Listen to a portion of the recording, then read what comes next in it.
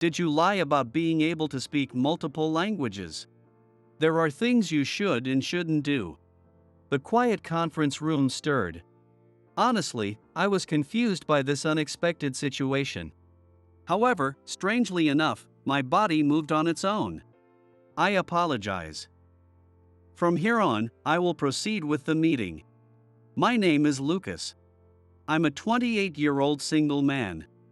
After graduating from college, I quit the company I first worked for and joined my current company mid-career. This company is a major IT firm, and many of its employees are from prestigious universities. On the other hand, I graduated from a decent university in the countryside. Moreover, because I was a mid-career hire, the atmosphere towards me was undeniably cold. In particular, Claire, the department head, was especially harsh. Lucas, how many years have you been working now?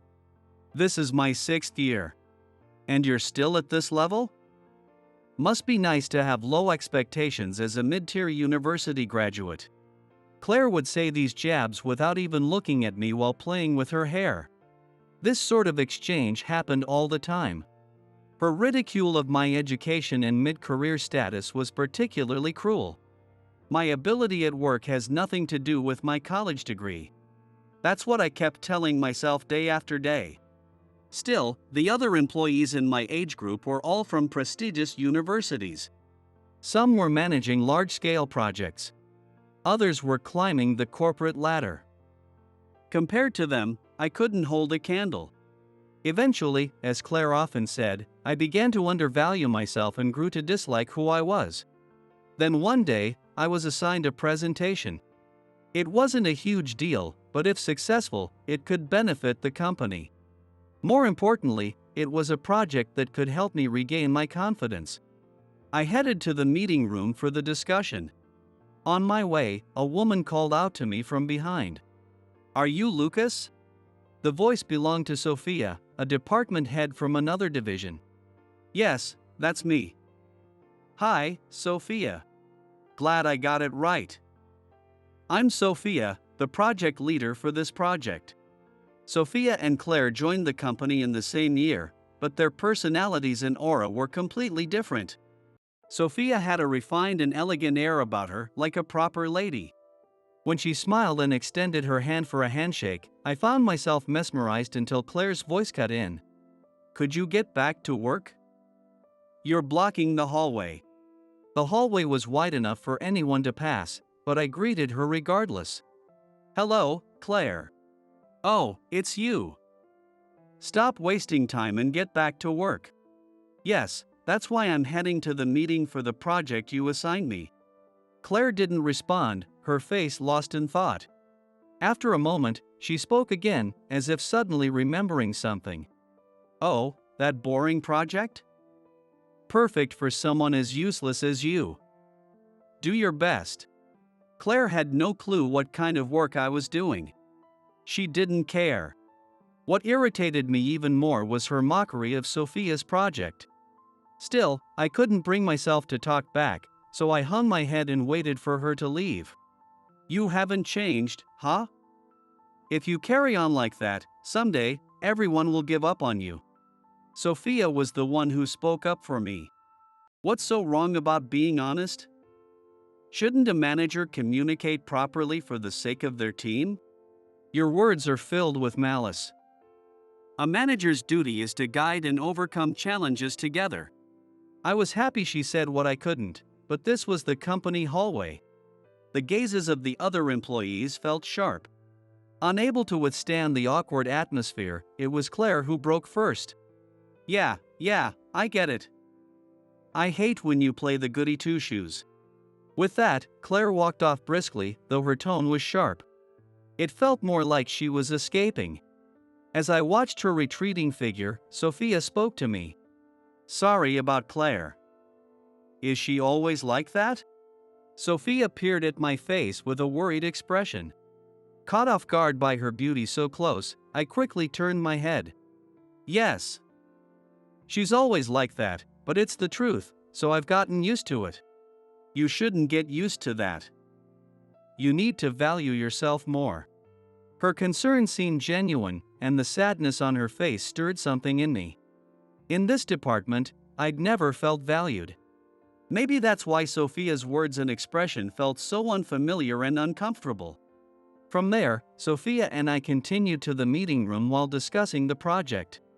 The project team consisted of 4 members: Sophia, myself, Henry from PR, and James from IT. Other than Sophia, everyone else was male. However, Sophia never gave off any sense of gender barriers. She was always warm, approachable, and easy to talk to. Perhaps because of the comfortable atmosphere, the meeting was lively with ideas. While this was only the first meeting, intended as an introduction, we managed to discuss substantial details. It had been a long time since I felt such excitement and enjoyment in my work. Lucas, don't hold back if you have any ideas. Feel free to share them. Fresh perspectives from newer members add a nice touch. Sounds great. Let's absolutely make this a success and leave our president, Mr. Anderson, speechless. Henry, James, and of course, Sophia are all senior to me. But none of them ever belittle me. They valued my input instead of belittling me. I felt lucky to have such a great team. I'll be right back, I'm going to the restroom. Feel free to keep things moving. Sophia left the room, and the conversation continued. Seriously, Sophia is amazing. I can't wait for the presentation. Yeah, she's so different from Claire. Hey, James. Oh, sorry. Normally, bad-mouthing a manager doesn't sit well with anyone. Perhaps because I was Claire's subordinate, James quickly apologized. I don't know much about Claire, but she's always scolding me. The words slipped out unintentionally. That sounds rough. Her team must have it tough. But I think you're doing a great job, Lucas. Thank you. I'll work even harder. That's the spirit. Youth is a wonderful thing. In reality, in my department, everything revolved around Claire. Everyone worked desperately to avoid getting scolded. As a result, the atmosphere was always tense and filled with pressure. I wanted to ask about work, but I couldn't bring myself to do it. If I did, I'd either be mocked for being incompetent or, worse, ignored altogether. Out of fear, everyone in the department kept to themselves. It was a vicious cycle. You said you don't know much about Claire, so you don't know that story either? That story?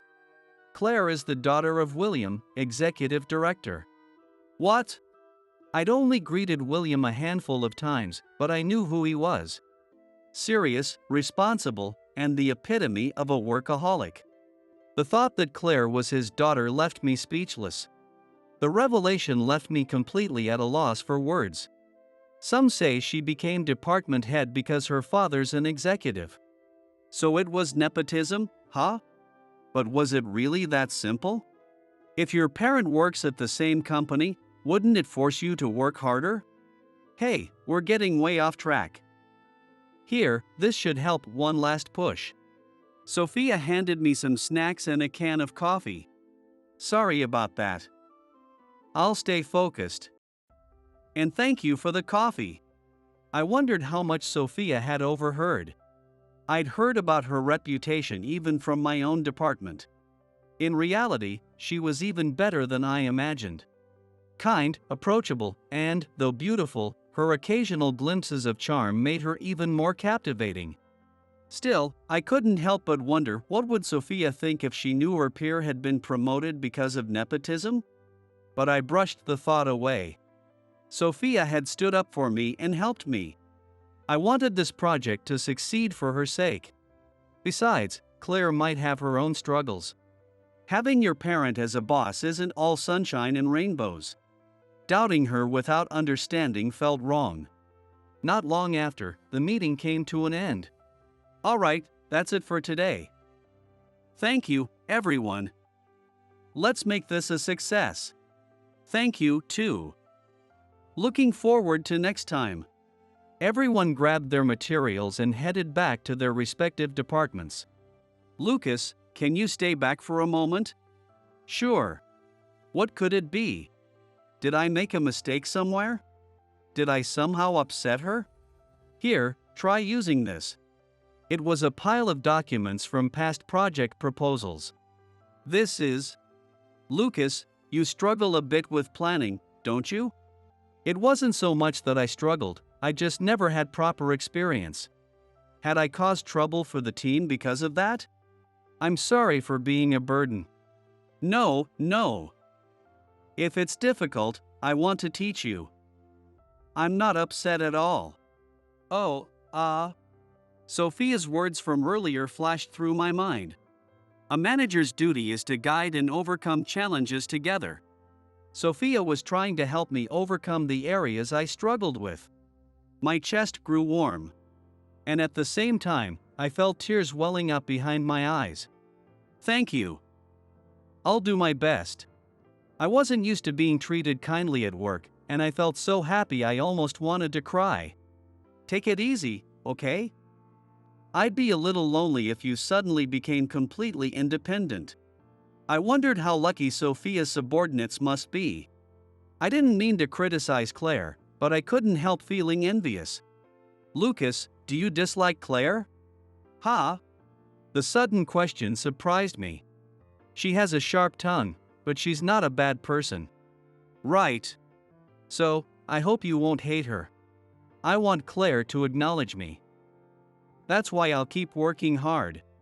Hearing that, Sophia smiled happily. I see. All right, let's blow her away together. Yes. Sophia, I look forward to your guidance. After that, she helped me with the areas I didn't understand, and the study session came to an end. Lucas, do you want to exchange contacts? Sophia opened her address book and made the suggestion. Are you sure? Was it really okay to get the contact information of a senior I admired? Wouldn't I be punished for something so lucky? It's so you can reach out if you have any questions about the project. Oh, right. Thank you. Of course. It was for work. Feeling embarrassed about my earlier excitement, I calmed myself down. All right, I've got your contact now. I wondered if she already had Henry's and James's contacts. As I thought about that, she said, what if I told you work was just an excuse? Pardon? Just kidding. See you later. Sophia walked away. It was a mischievous, almost devilish smile. I didn't know Sophia could make an expression like that.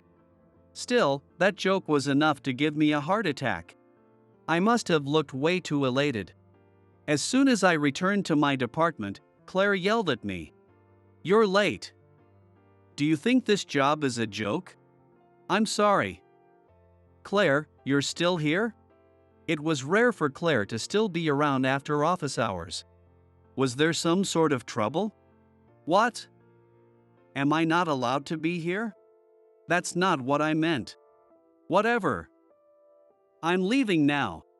With that, Claire slammed the door and left. Oh, okay. Have a good evening. What on earth was that all about? I knew working overtime wasn't ideal, but I had finished my tasks. If thinking about it won't solve anything, then forget it. I'll go home, eat dinner, and sleep. In the end, I never figured out Claire's intentions. After that, my life at the company changed dramatically. Sophia's advice to rely on others when struggling really hit home. Thanks to my experienced teammates, I learned so much. I took that knowledge back to my own department, sometimes even teaching others. At first, everyone was caught off guard. Because I, who was considered a lowly mid-career rookie, had taken action. It took time, but the atmosphere in the department began to change.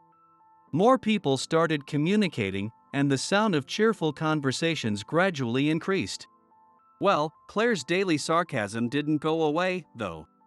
Still, people who used to be indifferent began to stand up for me. Today was no different. Have you been getting a little full of yourself now that you're doing better at work?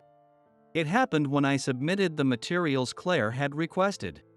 There wasn't anything wrong with them, so her comment caught me off guard. No, I didn't mean to. I tried to explain, but Claire wasn't done. Lately, you're clinging to Sophia. What's so great about someone whose only asset is her looks? Normally, I would let it slide, but today was different. She's been teaching me properly, and I genuinely respect her. What's with you all of a sudden? I'm doing my best, and Claire, I think that's a bit unfair. Claire seemed genuinely surprised that I'd spoken up. As she fell silent, other employees chimed in to back me up. That's right, Claire. Lucas has been working really hard. Exactly. The way you said that wasn't fair at all. Claire's expression darkened with irritation. Whatever. I'm done. With that, she stormed out of the room. Once she left, I felt a wave of guilt wash over me. I wanted Claire to acknowledge me, but acting like that wouldn't help. Was I a failure as her subordinate? As I sat there, feeling down, my seniors spoke up. Lucas, don't worry about it. Yeah, Claire was in the wrong this time. I was grateful for their support. But I couldn't shake the lingering unease. Would I ever be able to understand Claire? With those thoughts lingering in my mind, I returned to my work. Weeks passed. My relationship with Claire hadn't improved. But the project with Sophia continued to progress smoothly. At this rate, our upcoming business negotiation was guaranteed to be a success. The entire team was confident and ready. But none of us noticed the ominous shadow creeping up on us. Claire, do you have a moment? I have a message for Lucas in your department. Mr. Anderson, good evening. Of course. What's the message? Thank you. Well, actually. Oh, is that so? I understand. I'll let him know. I just came up with a great idea. Everyone, great work. Tomorrow's the big day, let's make it a success. The negotiation was finally happening tomorrow. It felt like the time had flown by. I gained so many new skills, and if this succeeded, it would give me real confidence. Maybe even Claire would acknowledge me a little. I found myself thinking about that. All right, we're done for today. See you all tomorrow. With our goodbyes said, the team started to head out together. As we left the company building, I suddenly realized I'd forgotten something. Sorry, I forgot something. Don't wait for me, please go ahead. Got it. Be careful heading home. See you tomorrow. See you tomorrow. See you. It seemed I'd dropped my house keys. During the meeting, the sound of them jingling had bothered me, so I'd left them on the table. They were probably still there. As I approached the meeting room, I heard someone talking quietly. It was a woman's voice, muttering something to herself. Feeling a little guilty, I peeked inside. That's everything. I hope tomorrow will be okay. It was Sophia, alone in the room. It seemed she had sent us all home so she could review for tomorrow by herself. Her expression was darker than I'd ever seen, far from the cheerful, lively Sophia I knew. Even Claire has moments of weakness, so Sophia must, too. I have to make this a success. I froze. Sophia had started crying. In my surprise, I accidentally touched the door, making it creak loudly. Ah. Who's there? I'm sorry. I just came back for something I forgot. The awkwardness was overwhelming. But Sophia must have felt it even more. I searched desperately for the right words, but nothing came. Sorry, you caught me at a bad moment. Sophia apologized first. And I felt ashamed. That's not true. I really respect you, Sophia. Sophia looked at me, stunned, her mouth slightly open. I see. Thank you. It's embarrassing to show you such a weak side, though. I think this side of you is great, too. Ha! Crap. I messed up.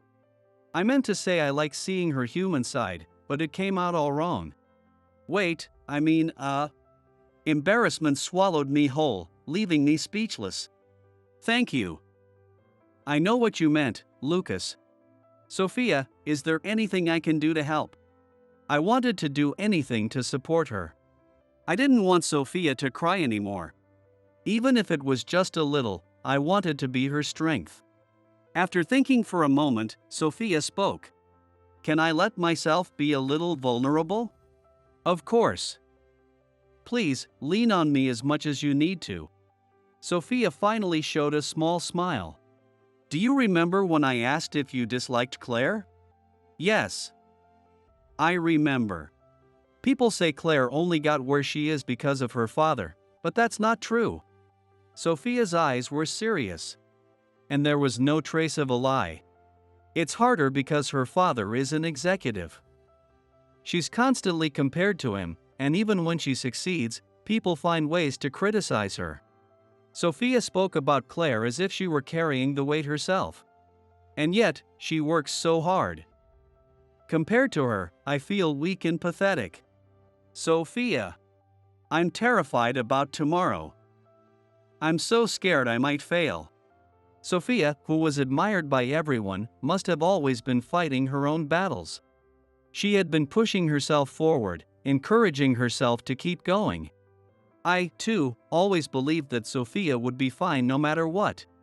And maybe, all those expectations we had for her turned into pressure. Sophia.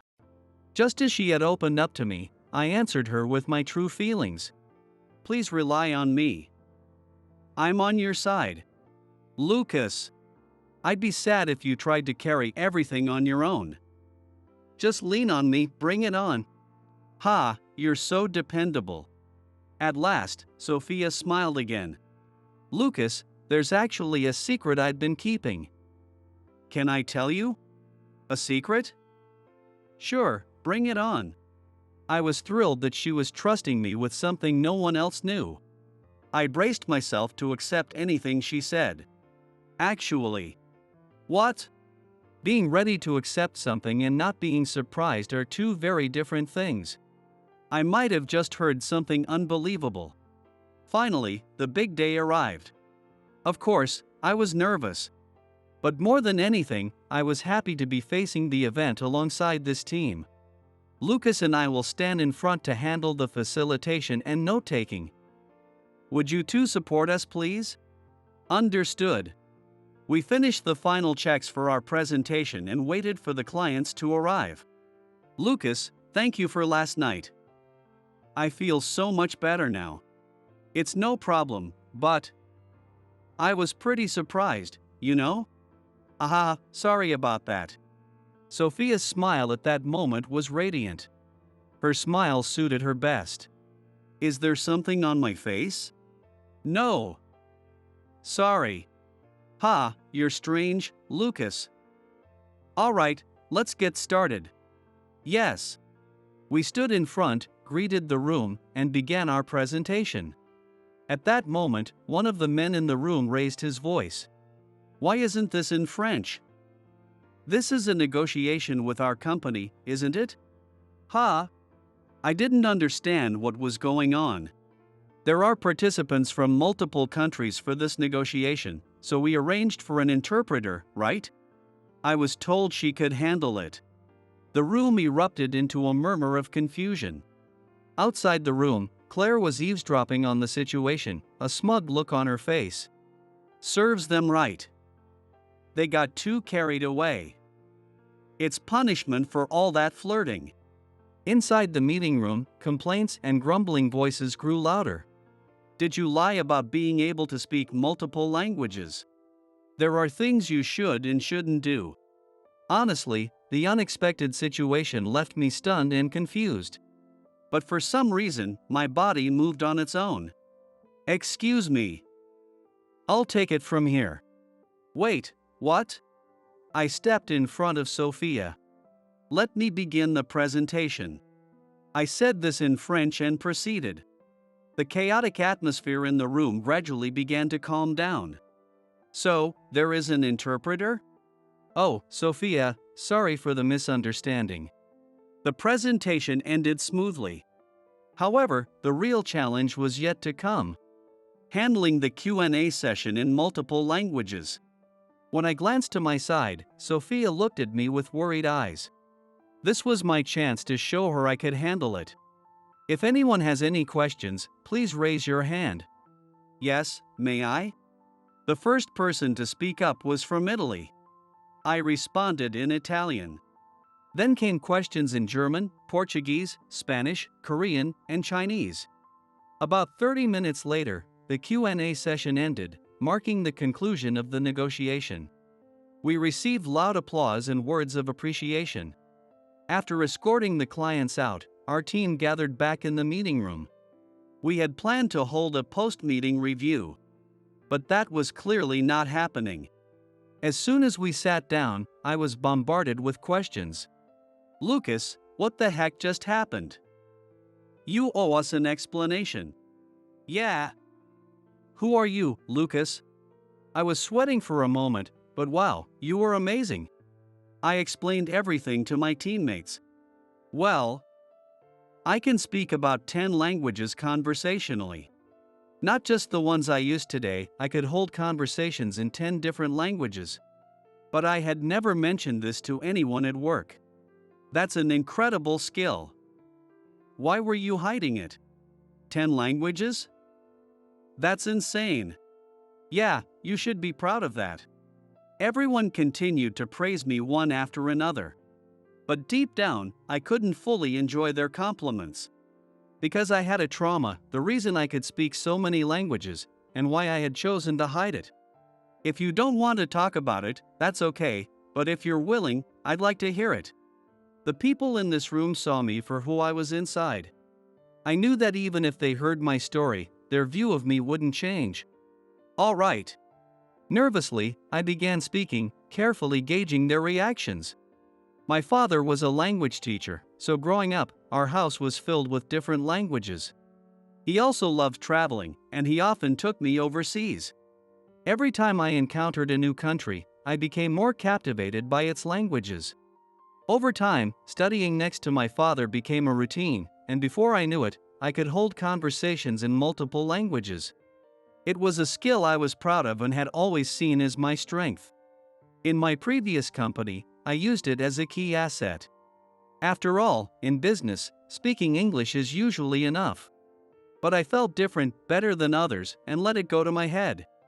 Lucas, sorry, I can't read this document. Can you help? What? You can't even read this? You really are hopeless. At first, people praised my skills.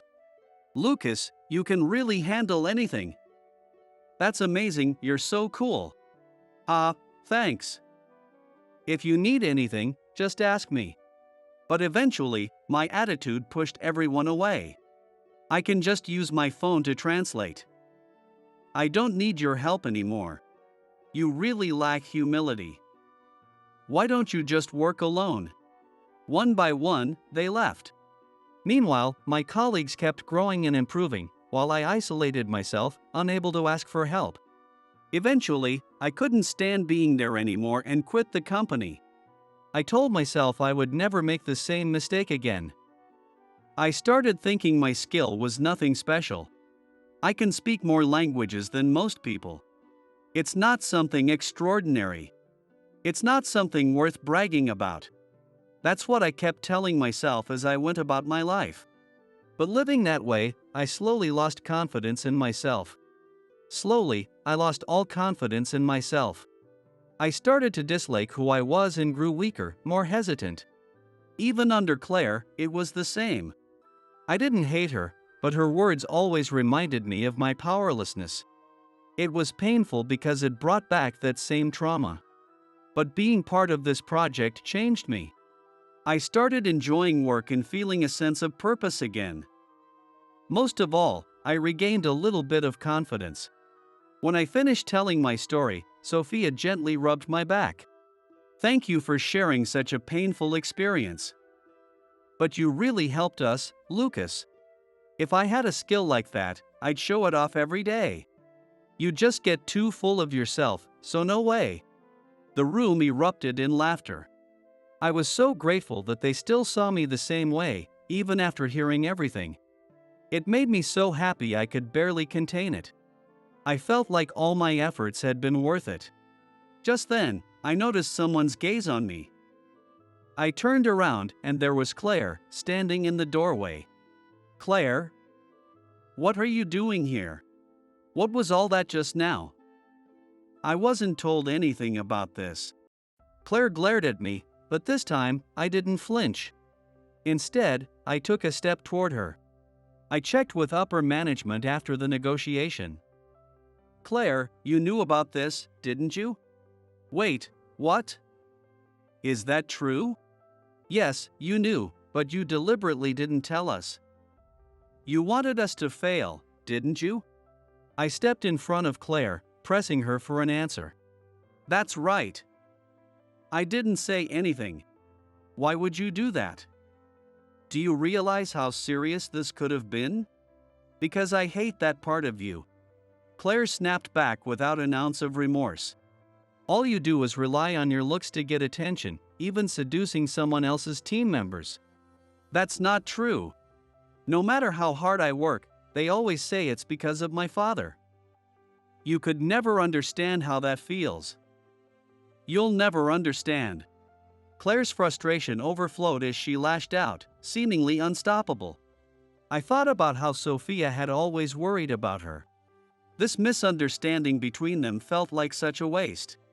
At that moment, I made a decision. That's not true. In fact, Sophia understands better than anyone. Lucas. Wait. If you care about Claire, you should tell her, I said firmly. Sophia gave a small nod, so I continued. What are you talking about? Sophia is our president, Mr. Anderson's daughter. What? Everyone's jaws dropped. Sophia, is that true? Sophia nodded quietly. Sophia told me how hard it is to be seen as nothing but the boss's daughter. She said she admires you. Claire, that you're strong for enduring it and pushing forward. She thinks she could never measure up to you. Tears welled up in Claire's eyes. Her lips trembled, and the tears she held back finally began to spill.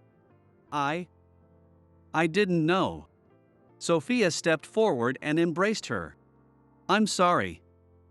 I knew I should have spoken up sooner, but I stayed silent. You must have been carrying this burden all on your own. I'm the one who should apologize.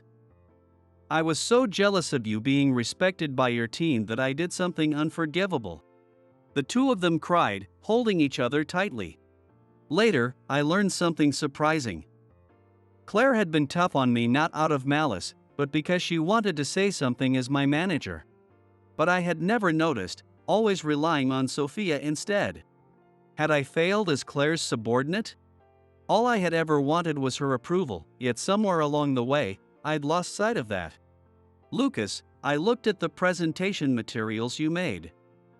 You put so much effort into it, I was genuinely impressed. Hearing that, I was stunned. The smile she gave me then was the most genuine and beautiful I had ever seen. Claire later reported everything to upper management and requested a transfer to a branch office. That branch was known as a dead-end assignment, so the news shocked everyone. But Claire seemed determined to continue supporting the company from there. She really was a strong person. Lucas, keep doing your best, okay? Yes. Claire, please come back someday. Do you think I can? Won't everyone hate me? I won't. I'll be waiting for you. I'll be waiting, too, Sophia added softly. Sophia had come from another department to see Claire off, her smile warm and kind. From now on, let's really get along, okay? Claire, we'll always be waiting for you. Sophia, thank you. The two shared a heartfelt embrace. And then, Claire left.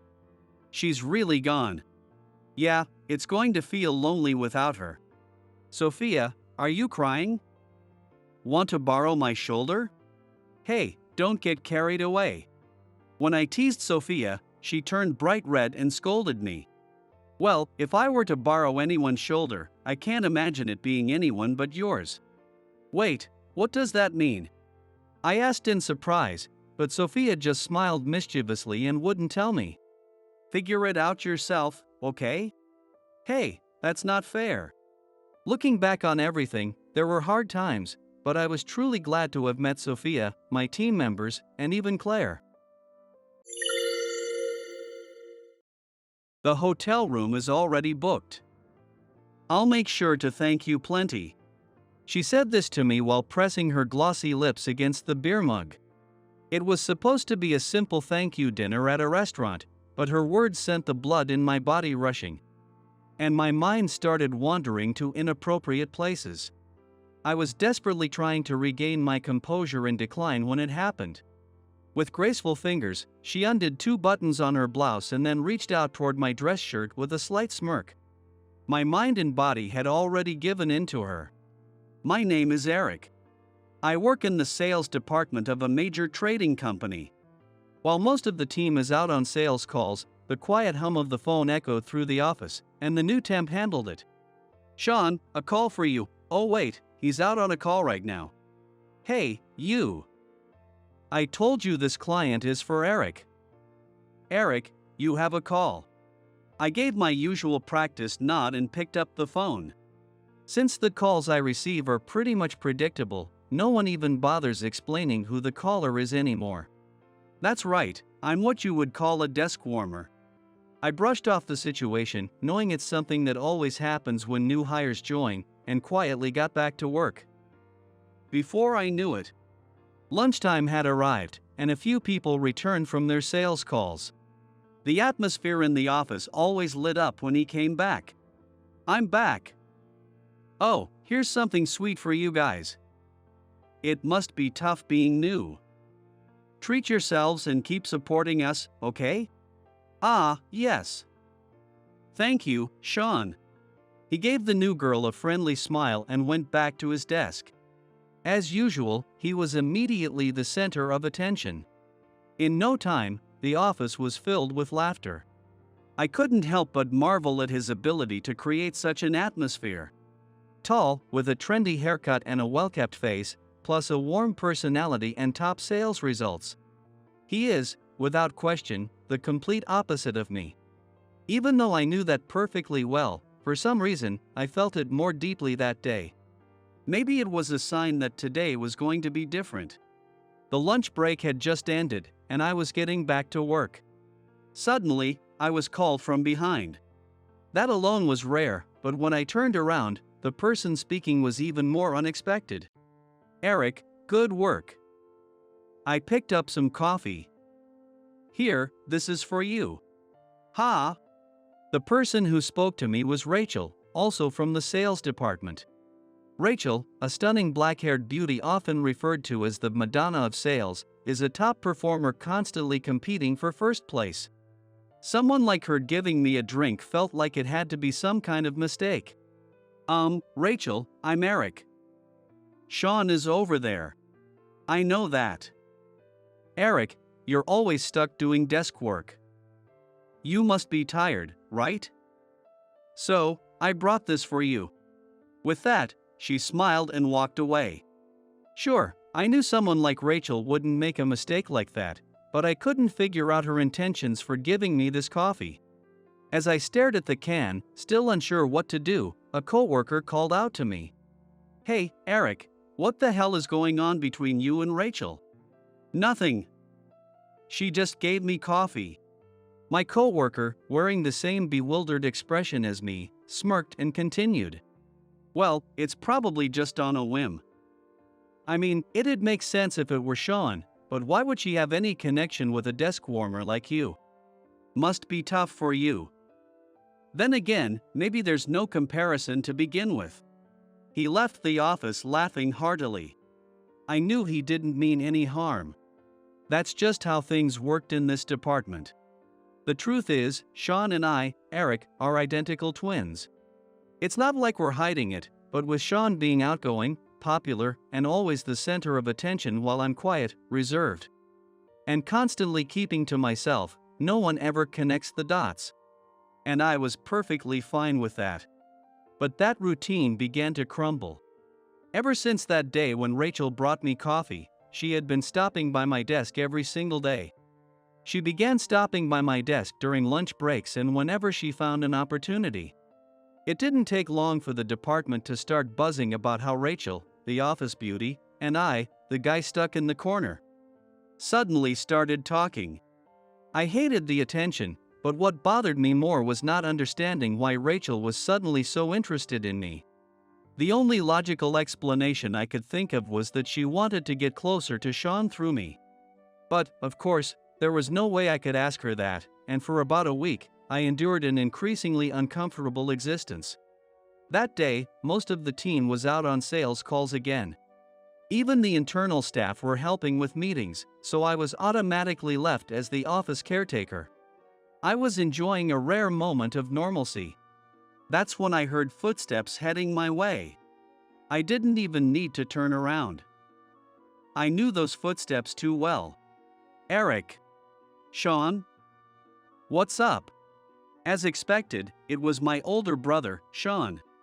He was holding some documents and glaring at me with a sour expression. Then, he smacked the papers in front of my face and said, "Your work's getting sloppy lately. Look at this, typos here and here." I caught it this time, so we avoided embarrassment, but seriously. Get it together. Sorry. I must have been rushing a bit. Hearing my excuse, Sean leaned in, staring straight into my face, and muttered in a low, detached voice. "If your sloppy work screws up my sales, it'll be a problem, won't it? You're lucky you get to sit here in your little desk job. So don't mess up again." He tossed the documents onto my desk like they were nothing and walked out of the office. Being the sales department's ace, Sean managed to book meeting after meeting with clients. I was the one who created all the presentation materials for him. Since it was all handled via email, very few people knew this arrangement existed. I need to be more careful next time. The moment the words slipped out of my mouth, another face suddenly appeared right in front of me. I knew it. The secret to Sean's top performance was you, wasn't it? Rachel? I froze, startled to see Rachel's flawless face grinning mischievously just inches away from me, leaning over my computer screen. My mind raced to figure out how to explain what she might have overheard. But before I could say anything, Rachel spoke again, her tone filled with certainty. I knew it was suspicious for Sean to handle so many accounts on his own. It's physically impossible to create such perfectly tailored presentation materials. She plopped into the chair next to me, folding her arms like a detective closing in on their suspect. "I had a hunch you were involved, so I kept an eye out, and I was right." I lowered my head, silently waiting for her next words. I had suspected Rachel's sudden attention toward me had something to do with Sean, but I still couldn't guess what her endgame was. Then she leaned in close and whispered something completely unexpected into my ear. "Should I spill the beans? Everyone thinks Sean does it all by himself, you know." He. The moment those words hit me, my body reacted instinctively. I dropped straight to my knees on the floor in a full-blown bow. "Wait. Eric? Stop that. Please. Don't say anything. I'm doing this all on my own." Rachel slid off her chair and sat cross-legged on the floor in front of me. She grabbed my face and forced me to look up. Then, staring straight into my eyes, they slowly began to move their lips. "I won't tell anyone. But this is a deal. I'll keep quiet about you too, and in exchange, you'll help me with my work, too." "What?"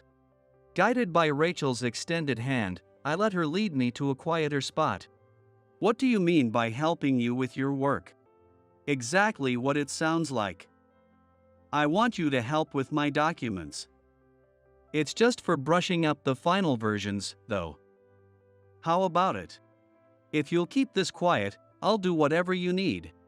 Sitting on the bench next to the vending machine, I answered without looking at her. I could tell that Rachel, sitting next to me, kept her gaze fixed on me the entire time. "I don't get it. Why go this far? You're twins, but you're always in Sean's shadow.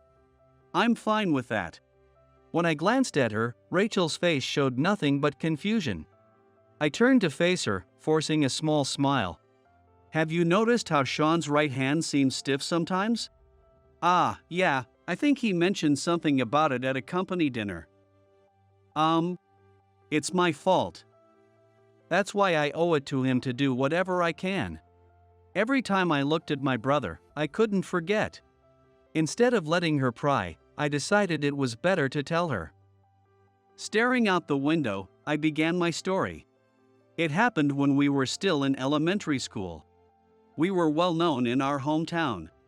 A pair of identical twins often mistaken for one another. Our personalities were complete opposites, but I adored my big brother. That summer day during vacation, despite his love for playing outside, Sean had come to the library with me, knowing I preferred reading. Hey, Eric, let's play soccer for a change. Everyone's playing on the school field today. Come on, let's go. Just go by yourself. I'm not good at it, and I'm not even friends with them. Ha ha. So that's what you're worried about? You make friends by playing together. Come on, let's go. Leave it to your big brother. He grabbed my arm and tried to drag me along, but I got frustrated and pulled away. I forgot we were in the library and shouted, "Leave me alone. Just go play by yourself." Fine, whatever. Do what you want. I don't care. With that, Sean stormed out. Deep down, I actually wanted to play soccer with everyone.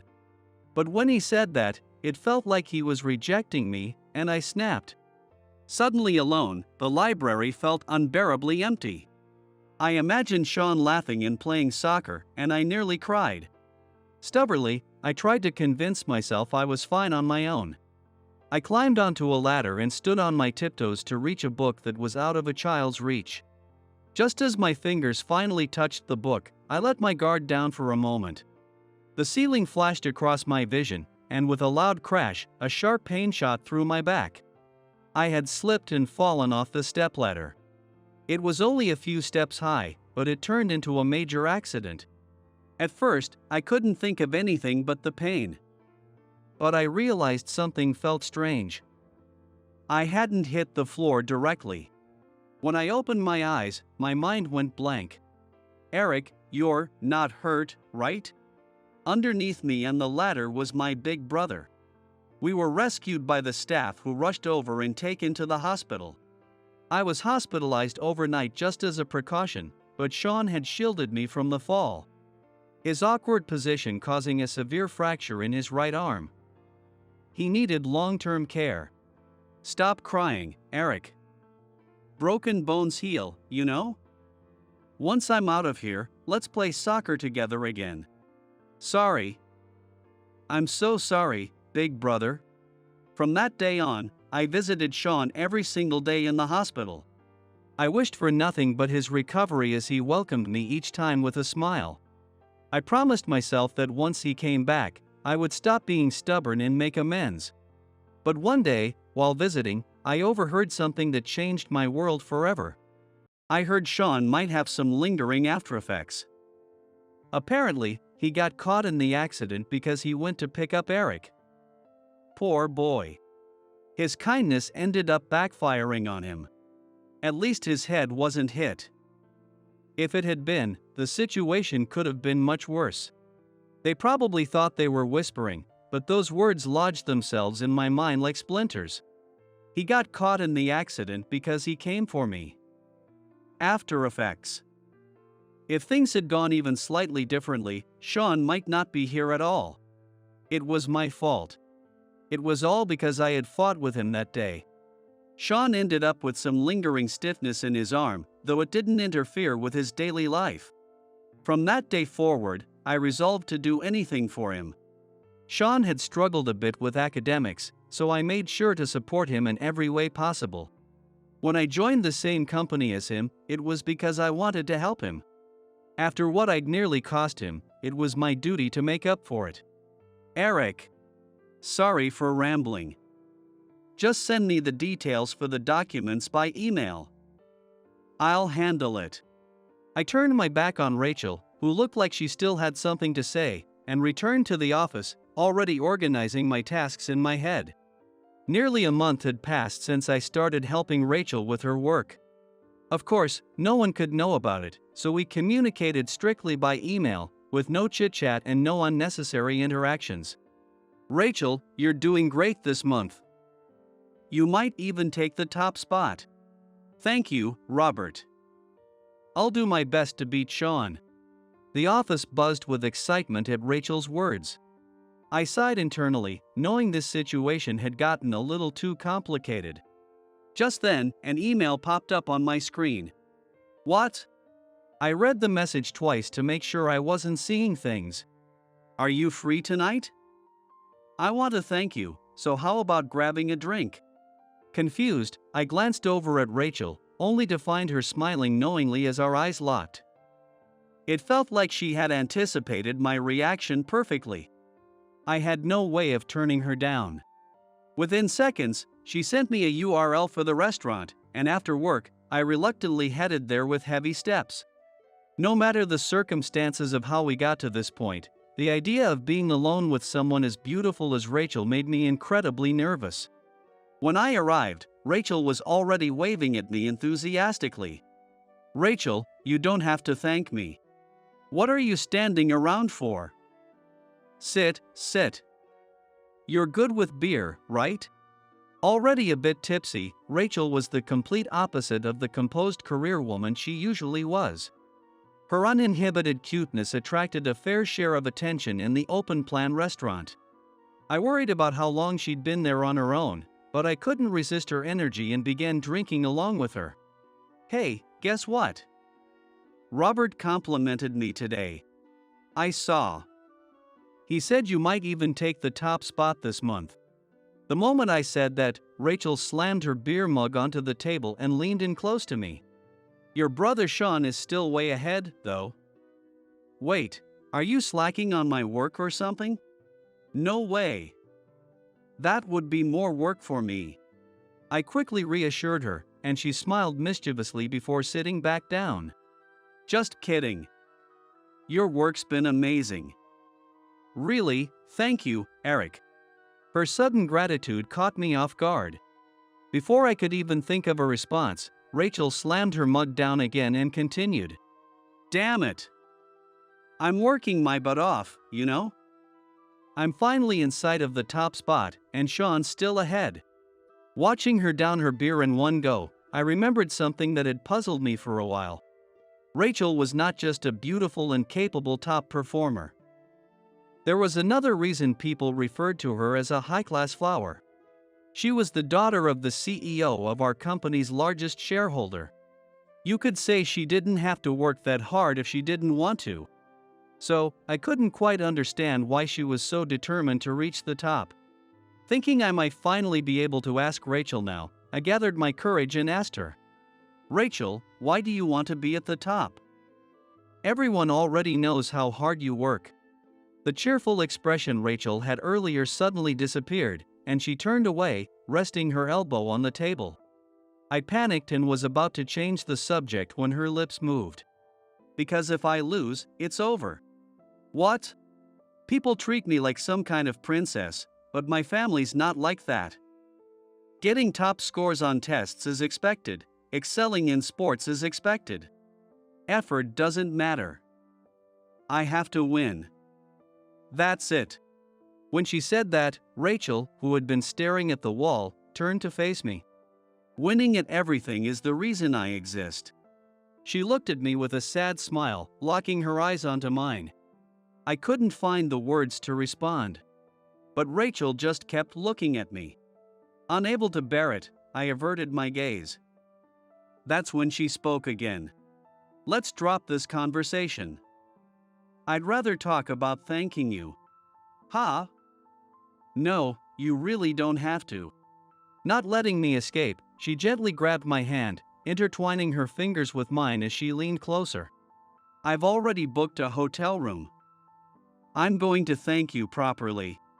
She said it while brushing her lips against the rim of her beer mug.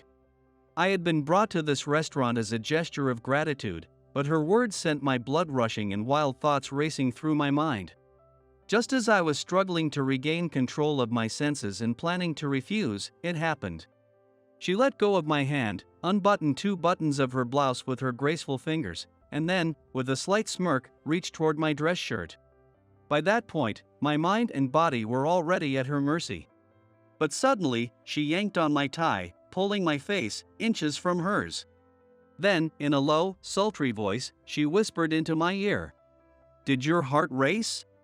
Before I could react, she let go of my tie and, stifling a laugh, called for another beer. What was that all about?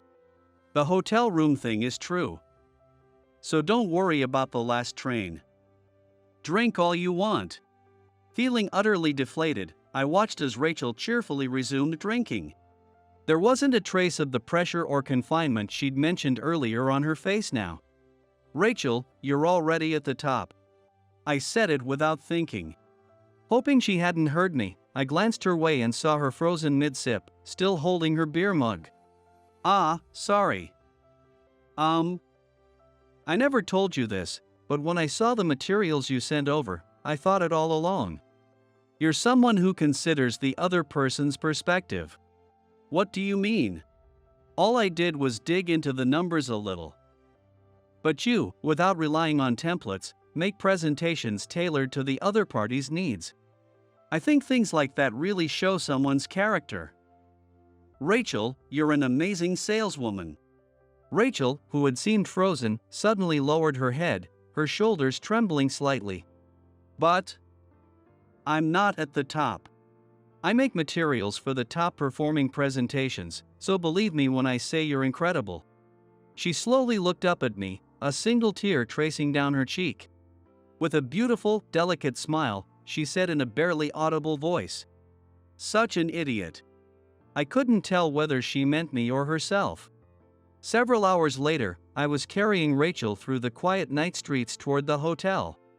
Though she seemed fine at first, it was clear the alcohol had completely hit her. She could barely walk straight. Rachel, booking that hotel really was the right call.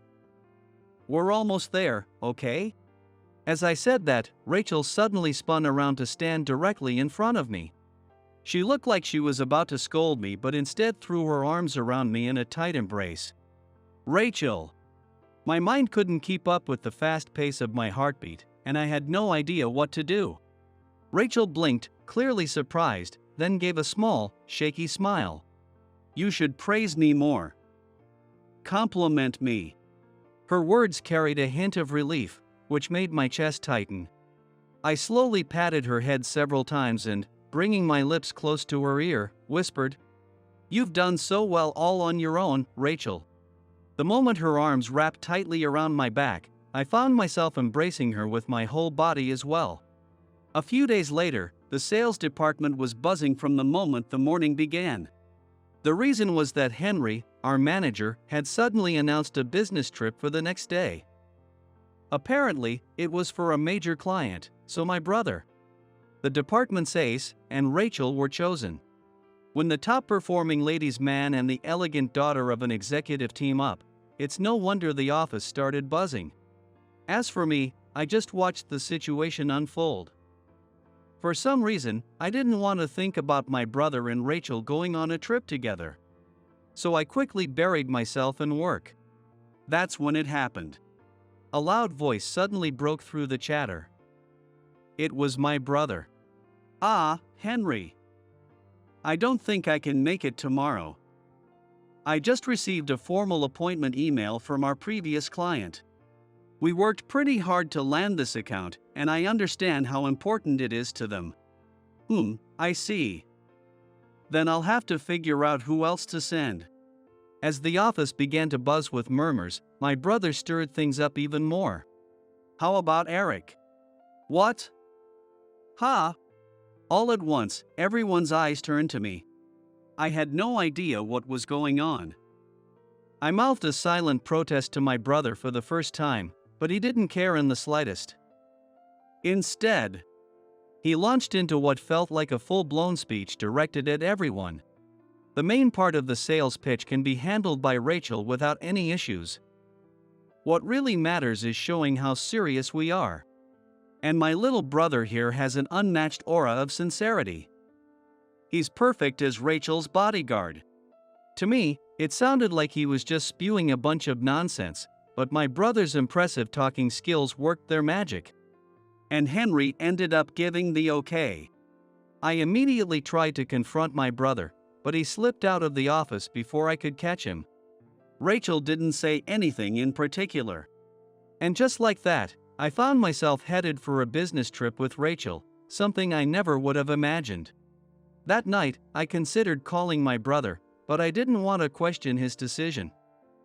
Besides, part of me was excited by the unusual prospect of going on a trip with Rachel. In the end, I decided against it. The next morning, I met up with Rachel at the station. "Good morning, Rachel." "Ha? Wait, Eric? What happened to you? Does it look weird?" I figured since it's a business trip, I should style my hair to look a bit more professional.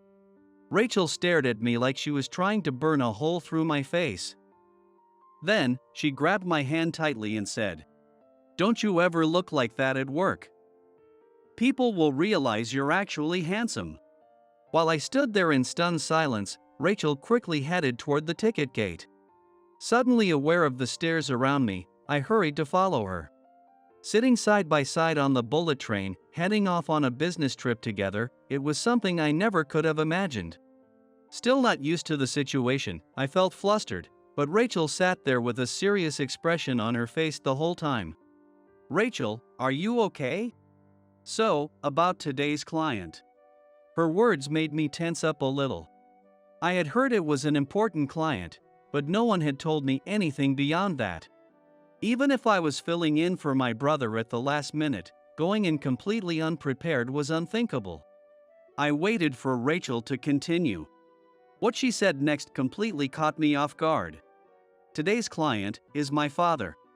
"What?" To be honest, I don't know why he called me. Originally, it was just supposed to be me, but since it's work, they assigned someone to come along. "Eric, I'm sorry. You might end up in an awkward situation." Rachel's strained relationship with her father was probably still as she had described before. Her expression was a mix of anxiety and fear. In an effort to reassure her, I clenched my fist in an awkward gesture of confidence and said firmly, "Are you worried about me being your bodyguard?" When I said that with a smile, Rachel let out a soft chuckle and, with a smile of her own, replied, "Looking forward to it." About 2 hours later, we arrived at Stevenson Holdings. Everyone we passed bowed deeply to Rachel. Following that flow, we were ushered into the reception room. I had no idea what was about to happen. But seeing how tense Rachel was, I had made up my mind to protect her no matter what. Then, the heavy door opened, and a sharp-eyed man with a commanding presence entered. It was Mr. Stevenson. He glanced at us briefly, motioning for us to sit down just as we were about to stand. Under his overwhelming aura, Rachel completely froze. "Thank you for coming all this way today. Wasn't it a hassle to babysit my daughter?" "Sean, was it?" I snapped back to my senses. I knew I had to get a grip and steady myself. "No, not at all. Thank you for taking the time to meet with us." "And I apologize, but Sean, whom you were expecting, fell ill suddenly. I'm here in his place." "My name is Eric. I'm very sorry for not notifying you in time." "Oh? Is that so? Well, it doesn't really matter." "Eric, then." "Yes." Mr. Stevenson looked briefly at Rachel before turning his words toward me. "What do you think of Rachel? Do you believe she's someone fit to stand at the top?" I widened my eyes at the completely unexpected question. This wasn't a business meeting at all. Mr. Stevenson was evaluating Rachel to see if she was worthy of being his daughter. Rachel kept her head down. As I struggled to find the right words, Mr. Stevenson shot me a sharp look. Then, suddenly, he broke into a laugh and began speaking. Ha ha. No need to take it so seriously. Just tell me her results. I just want to hear what you've observed. It's simple. Her sales performance, you mean? What else? That's all there is. Well, I already have a general idea of her capabilities. With his arms crossed, Mr. Stevenson applied even more pressure. I hesitated for a moment, wondering what the right answer could be. My words could make things worse between the two of them. But I couldn't let this man continue to judge his daughter solely by her performance. Rachel's sales performance is second in her division. Ha! So she really is a hopeless daughter, unfit to lead. Are you aware of her client satisfaction rates, Mr. Stevenson? Satisfaction rates? Why would I care about that? Honestly, she was stubborn enough to leave here and insist on gaining experience at another company. And yet, her incompetence hasn't changed. You're wrong. I couldn't stop myself from shouting. Both Mr. Stevenson and Rachel, who had been staring at the floor, looked up in surprise. It had been a long time since I'd raised my voice like that. But I couldn't let his words go unchallenged. Rachel is responsible for most of the Stevenson Holdings subsidiaries. I normally work internally, so I've been constantly hearing feedback from clients. There's no one who works harder for their clients than Rachel. If something comes up, she's there immediately. If feedback arises, she finds ways to improve and propose better ideas. I've quantified these qualities into a satisfaction index, and Rachel has been at the top all along. Before I realized it, I had stood up, slamming my hand on the desk as I shouted. It wasn't until I noticed Mr. Stevenson and Rachel staring at me in shock that I realized how far I'd gone. I'm sorry. I got a little too carried away, and my words were all over the place. But what I'm trying to say is that Rachel understands the importance of human connections better than anyone else. She's an invaluable asset. Eric. Rachel whispered my name in a small voice, her eyes red. I turned to look at her and offered a small smile. After a brief silence, Mr. Stevenson uncrossed his legs and slowly opened his mouth. By the way, who's in first place for grades? That would be Sean. He's my older brother.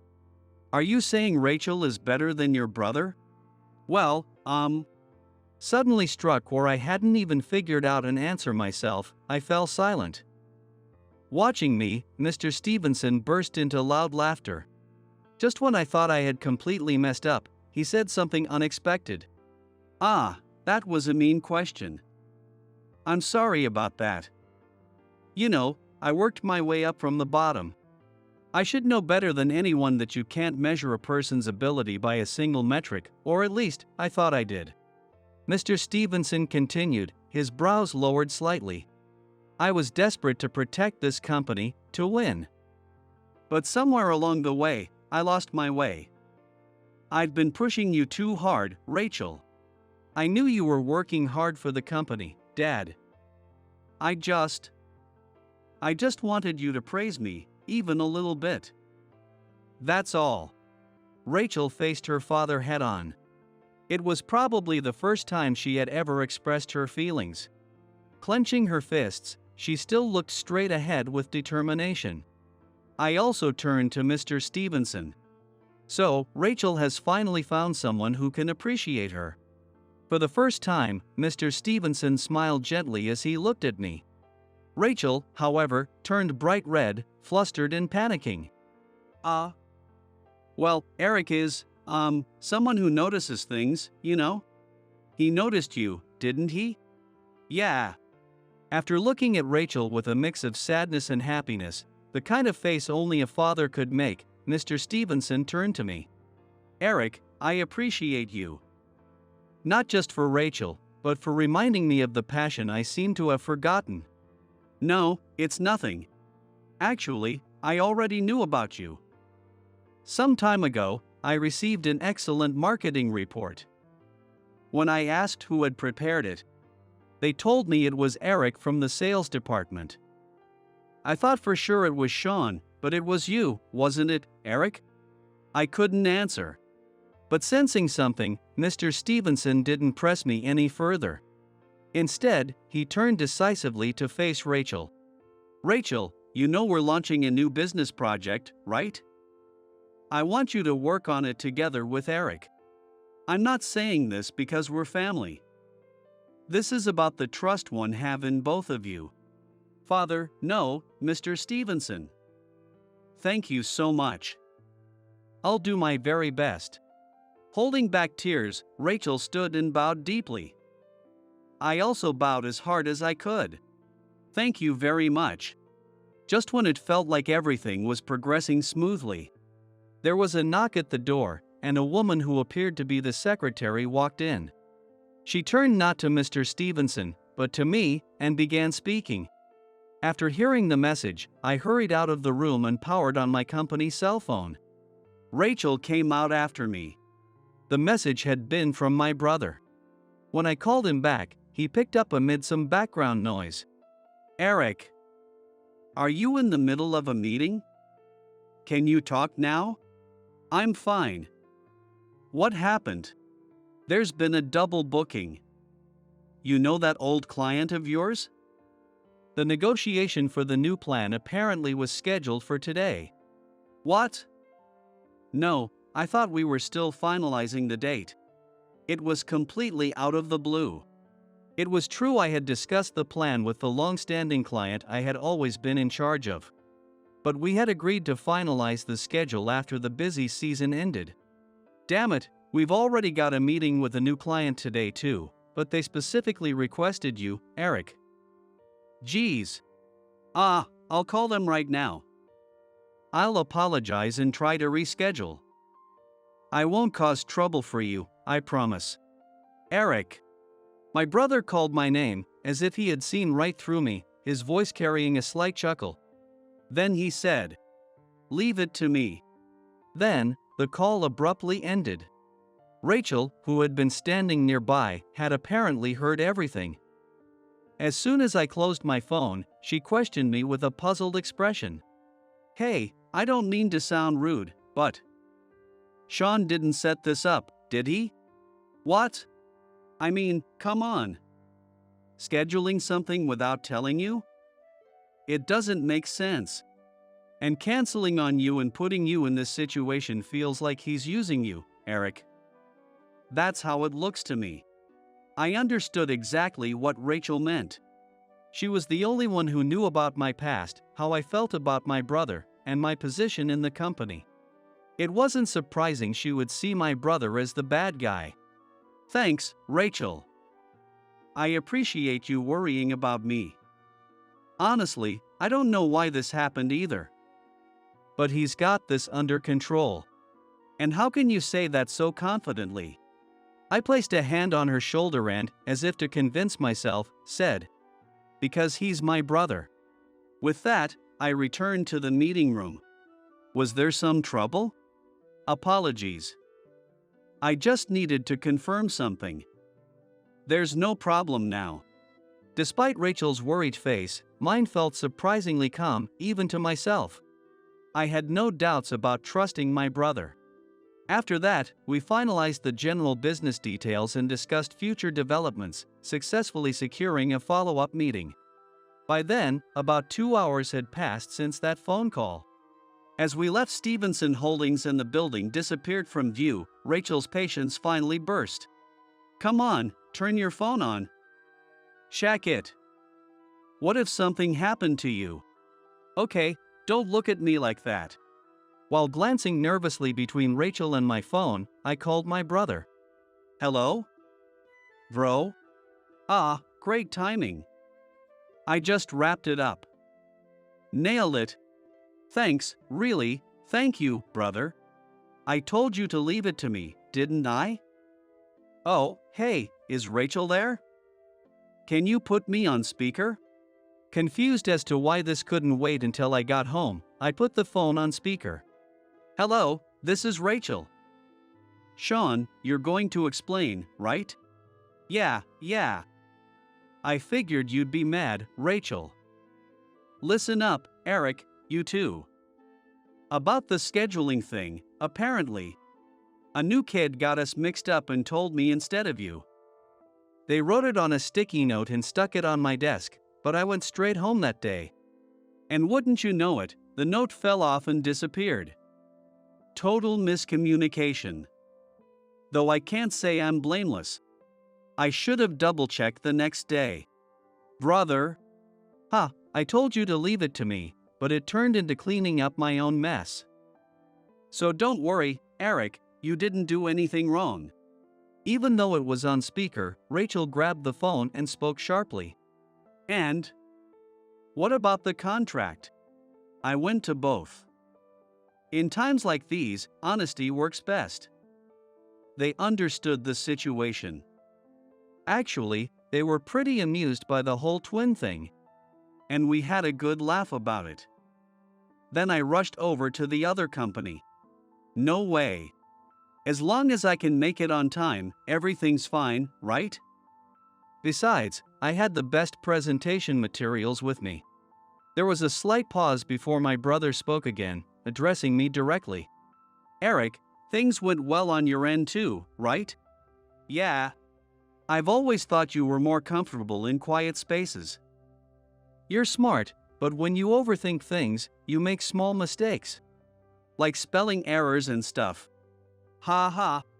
I figured the best way to showcase your talent was for me to spread the word about you in sales. But you don't have to think about doing things for my sake anymore. Eric, you should do what you want to do. Hearing those words, I felt like all the tension drained from my body. My brother had noticed everything all along. He had been waiting patiently for me to come to terms with my own feelings. Tears began to fall naturally. Rachel didn't say a word, simply placing a comforting hand on my back. Brother, do you think I can do it? At my muttered comment, my brother burst into loud laughter. What's with the weak attitude? You're already getting cozy with a colleague before me. What? Rachel and I raised our voices at the same time, stunned by his sudden remark. What, you thought I wouldn't notice? I had a feeling you two were close, so I managed to switch the business trip with you. Did anything happen? Before he could even finish, Rachel, her face bright red, ended the call. Rachel? Eric, your brother may be called perfect, but he has zero tact. Why are you angry now? Because.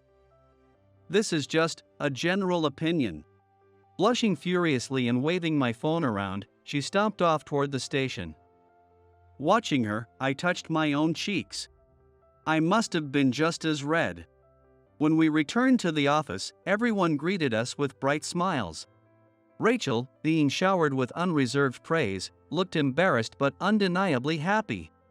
Watching her, I couldn't help but smile, feeling confident that she would leave her old self behind and grow stronger. From now on, I'd probably get to see that adorable smile of hers every day. While I stood a bit apart from the group, a few women cautiously approached me. You're Eric, right? Yeah, that's me.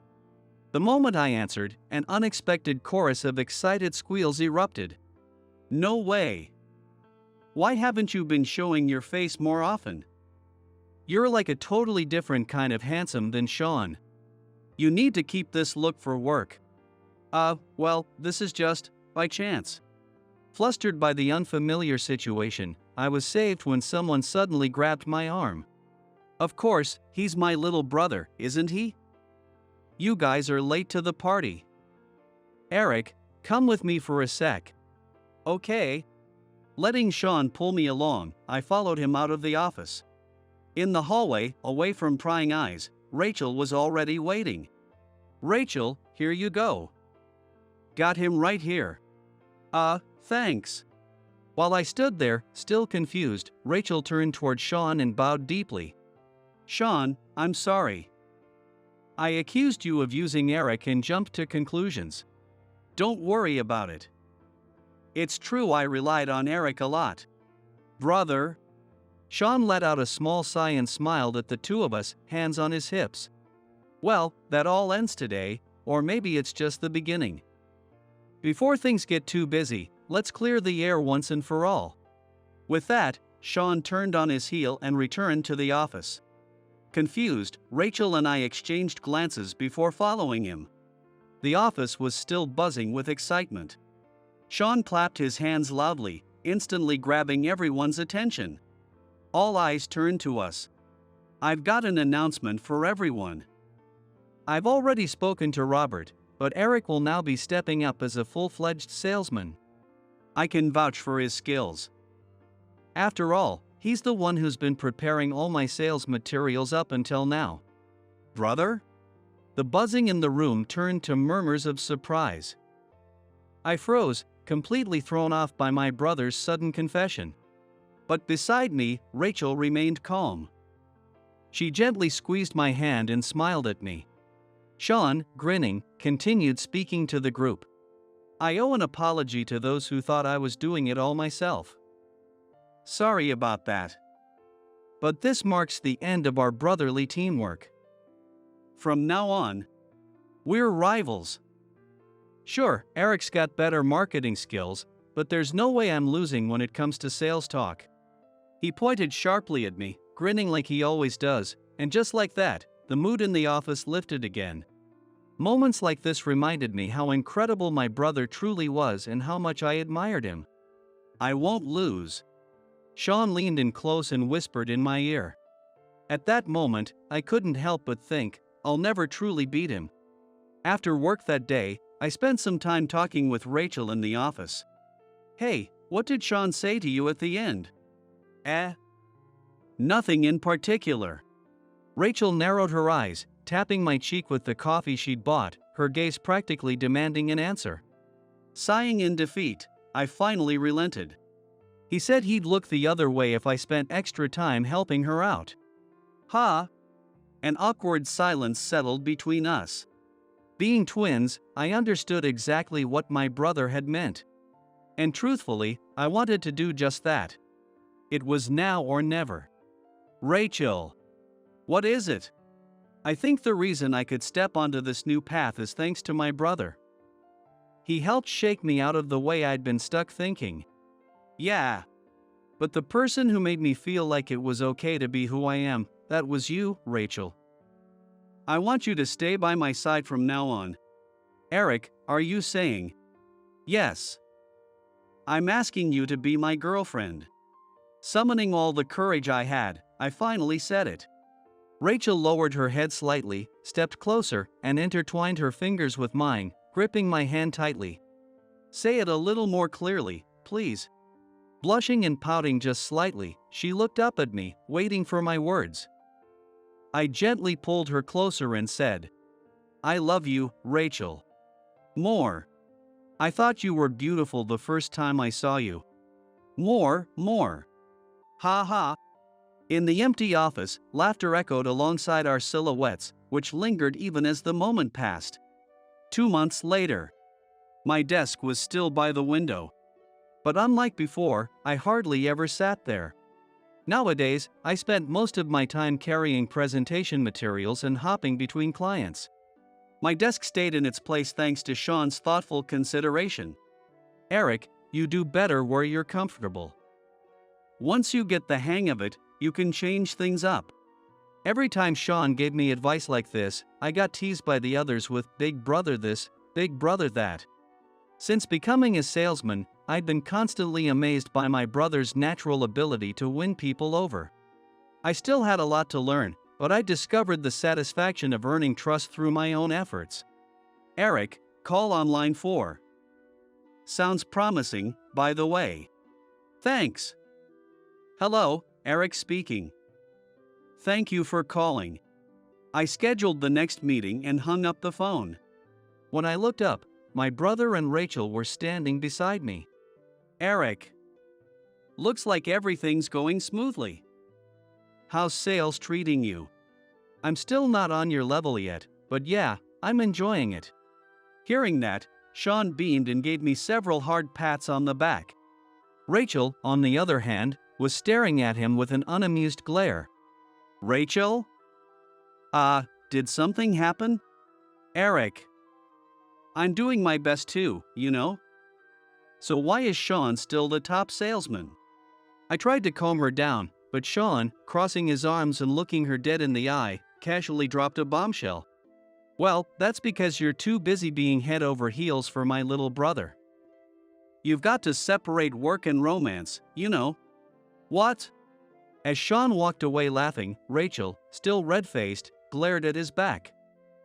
But suddenly, her shoulders slumped and she sank to the floor. Rachel, you can't take my brother's teasing seriously. When I said that, Rachel looked up at me with teary eyes and murmured softly, "But I am your girlfriend." I nearly pulled her into a hug right then and there but managed to restrain myself. Instead, I gently patted her head, making sure no one was watching. "I'm here for you, always. Okay." Smiling sweetly, she reached for my hand as I helped her up. Just then. See? That's exactly what I mean. At my brother's teasing from afar, Rachel suddenly stood up and planted her feet firmly, almost like a statue. Then, without missing a beat, she marched straight back to her desk. As I watched her retreating figure, I finished getting ready for my own sales visit and stood up from my desk. Eric, good luck out there. Eric, bring it home. Hearing the encouraging voices of the two people I cared about most, I turned and smiled at them. I'm off. For so long, I had been using that day, the day of the accident, as an excuse to stand still. Maybe Rachel had been doing the same. After all, it's easier to let yourself be carried by convenient reasons than to face the effort of moving forward. But this is my life. I have no choice but to accept everything and move forward. Through struggles, with support, and by overcoming each challenge, the burdens on my shoulders will gradually lighten. Someday, a day will surely come when I can smile truly and freely. I can't believe someone wrote this on my face. What the heck happened to your face? My eldest daughter had left for the company's New Year party, but she was back in just 15 minutes. She bolted straight into the bathroom as soon as she got home, and when I checked to see what was wrong, I saw the words "useless family's eldest daughter" written on her face. The writing looked like it was done with a permanent marker. Despite her frantically scrubbing her face with water, the letters didn't fade even a little. Even with her wet face, it was obvious she was crying. My anger hit boiling point instantly, like throwing a hot stone into water. Right there, I pulled out my phone and made a call. Is this Mr. Smith? Come to my house right now. I will never forgive anyone for humiliating my daughter like this. They're going to make this right, no matter what.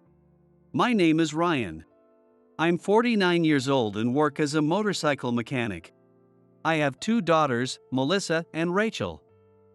Their mother and I divorced when Melissa was in second grade. The reason?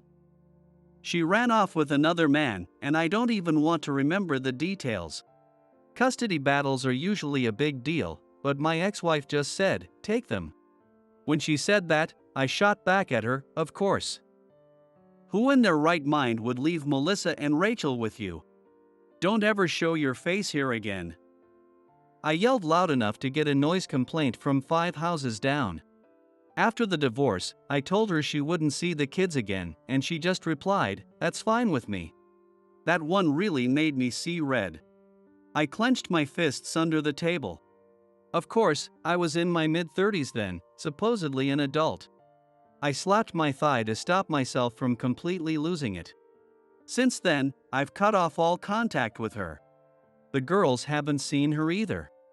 At the time, Melissa was in second grade, and Rachel was still in kindergarten. I thought they might cry and say, "I want to see Mom," but surprisingly, they didn't. I knew I had to explain things to them properly, so I told them gently without too much detail that Mom did something bad and left. At first, they looked a little sad, but eventually, they seemed to understand. They stopped asking about her altogether. As for my ex-wife, that matter was settled.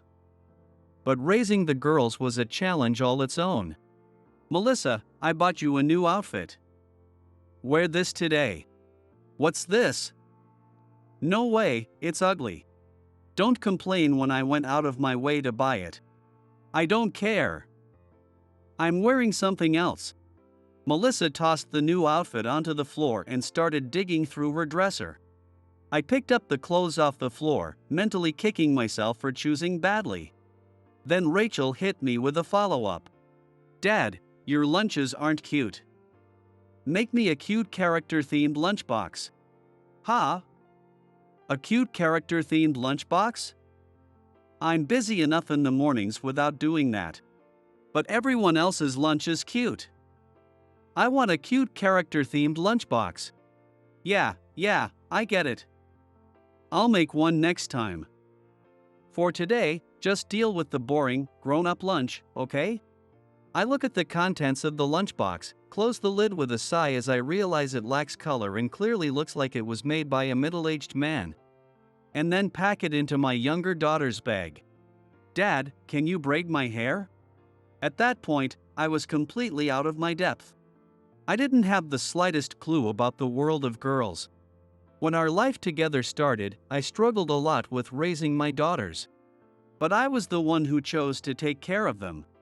I couldn't complain about something like this. I tightened my resolve and tackled each problem, one by one. Both of you were going shopping. Get ready. As soon as I called out, the girls eagerly began preparing to go out.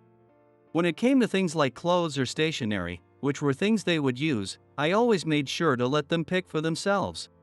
It was never a quick decision. They'd spend ages saying, not this one, maybe that one, or which one's better, this or that. When I was a kid, I would just pick things quickly, so I couldn't help but think, they're all pretty much the same. Aren't they? But I guess this is one of the differences between boys and girls. Wait, you cut the seaweed with scissors? And this precisely. My youngest had begged me to make her a character-themed lunchbox, so I bought a cookbook and started with the simple designs. The book said easy, but it was anything but that. There I was, cutting seaweed into thin strips to make the character's mouth. The work was so meticulous that, without realizing it, my entire body moved with the scissors, twisting and turning to match the seaweed. It felt like I was some kind of master paper-cutting artist. At first, I was hopeless, and the girls booed me for my efforts. But with time and practice, the complaints stopped. I learned how to do hairstyling from watching YouTube videos. At first, my braids were loose and messy, drawing plenty of criticism. But eventually, I got the hang of it, and the complaints disappeared. After about a year, I could handle anything: twin braids, braided buns, side braids into ponytails, or even combining braids with trendy bubble hair. I was ready for anything. Despite all the ups and downs, I thought I was doing pretty well with my daughters. But all of this could be solved with sheer effort. The real challenge was the practical side of things. Rent, utilities, groceries, and Melissa's school fees. Late at night, after the girls had gone to bed, I would sit at the living room table, staring at the numbers. I always ended up sighing in defeat. I worked as a motorcycle mechanic at a small shop, and the pay wasn't great. We weren't starving, but as the girls grew up, the cost of living and their school expenses piled up, making life harder little by little. Still, I didn't want my daughters to worry about anything. I was determined to handle it all myself. But apparently, they could see right through me. Here, Dad, this. Ha? What's this money? Did I lend you something? No, it's my pay from my part-time job. Your first paycheck, and you're trying to spoil me? Keep it. You earned that money. Use it for yourself. That's not it. It's for the family budget. Wait, for the family budget? You've done so much for us, like buying clothes and paying for school, and you've made so many sacrifices, haven't you? Sacrifices? It's not like that. After work, you always come straight home. On weekends, you take us shopping. You always put Rachel and me first. You never take time for yourself. And even your clothes come from thrift stores. They were $5 or $10 at most. Wow, you've been paying attention to all that? Rachel's in middle school now, and will need more money for things soon. This is for her, too. Don't worry about it. All I need is a little pocket money to grab sweets with my friends after school. I see. Thanks, Melissa. I was so touched by her thoughtfulness that I accepted the money with gratitude. Kids are far more mature than parents think. Sometimes, they even notice the struggles their parents try to hide. In reality, they pretend not to notice that, but they're the ones who keep the secrets. At this rate, I don't know who the parent and the adult are here. From that day on, my eldest daughter would keep only about $100 of her paycheck for herself and contribute the rest to the household. When my youngest started high school, she began working part-time too, doing the same thing as her sister. At that moment, I couldn't help but think, are these really my kids? My incredibly responsible eldest daughter got a job at a sewing factory after graduating high school. Are you going to make clothes, sis? That's so cool. Good for you. You always said you wanted to work in fashion. Well, I really wanted to join the apparel company near the factory, but a lot of places like that only hire college graduates. Still, the factory works with that company, so in a way, my wish came true. That apparel company, yeah, I remember it. It's right near where you work. Oh? You know about it, Dad? Well, this town's like my backyard. Of course. You were the former delinquent. You used to tear through the streets on your bike, huh? Don't call me a delinquent. It's embarrassing. That's your dark past, huh? Or maybe these last few years are your real dark past. What do you mean by that? Wouldn't it be embarrassing if your old buddies found out you make character-themed lunchboxes and braid hair now? Too bad, not embarrassed at all. No one stays a delinquent forever. I'm sure they'd just say, you're doing a great job. Well, that's boring. My youngest wasn't wrong. I was a delinquent back in the day, and it is a dark chapter of my life. In high school, I often skipped classes, hung out with friends, rode my scooter all night, and got into fights. I even smashed up a guy's scooter once with some buddies when he pissed me off. Naturally, the police picked me up plenty of times. Nothing ever came of it, but the officers in the community safety division would chew me out every time. Even now, when I go to the station to renew my license, I can't help but feel a little humbled around them. Still, delinquent logic was strange. After fighting someone, we often ended up becoming friends. The guy whose scooter I destroyed became one of my closest friends, and we still keep in touch. Looking back, I think all those fights and reckless acts were just our way of blowing off steam and bonding. But as an adult, when I remember how cocky I was back then, I get so embarrassed that my face feels hotter than a motorcycle engine after a long ride. Dad, your face is red. Thinking about your dark past? Shut up and leave me alone. Somehow, the useless kid I used to be managed to graduate, get a job, work hard, experience marriage and divorce, and live peacefully now with my 2 daughters. Back then, I never imagined I'd have such a good future ahead of me. But this peaceful life with my daughters was about to be shaken up, just a little. 3 years after Melissa started working, she faced a major turning point. One evening, as the 3 of us were having dinner, she started talking about her day at work. This time, though, it wasn't her usual small talk. Hey, listen. Today, I went to deliver some samples with a senior coworker to the apparel company. It wasn't supposed to happen until later, but they asked us to bring them over for a photo shoot they were doing for their online shop. Oh, right. That company has its own brand too. Dad, you really know your stuff. Well, it's one of the bigger local companies. Did something happen with the samples? Well, not really trouble, more like a surprise. While we were there, we got to watch the photo shoot.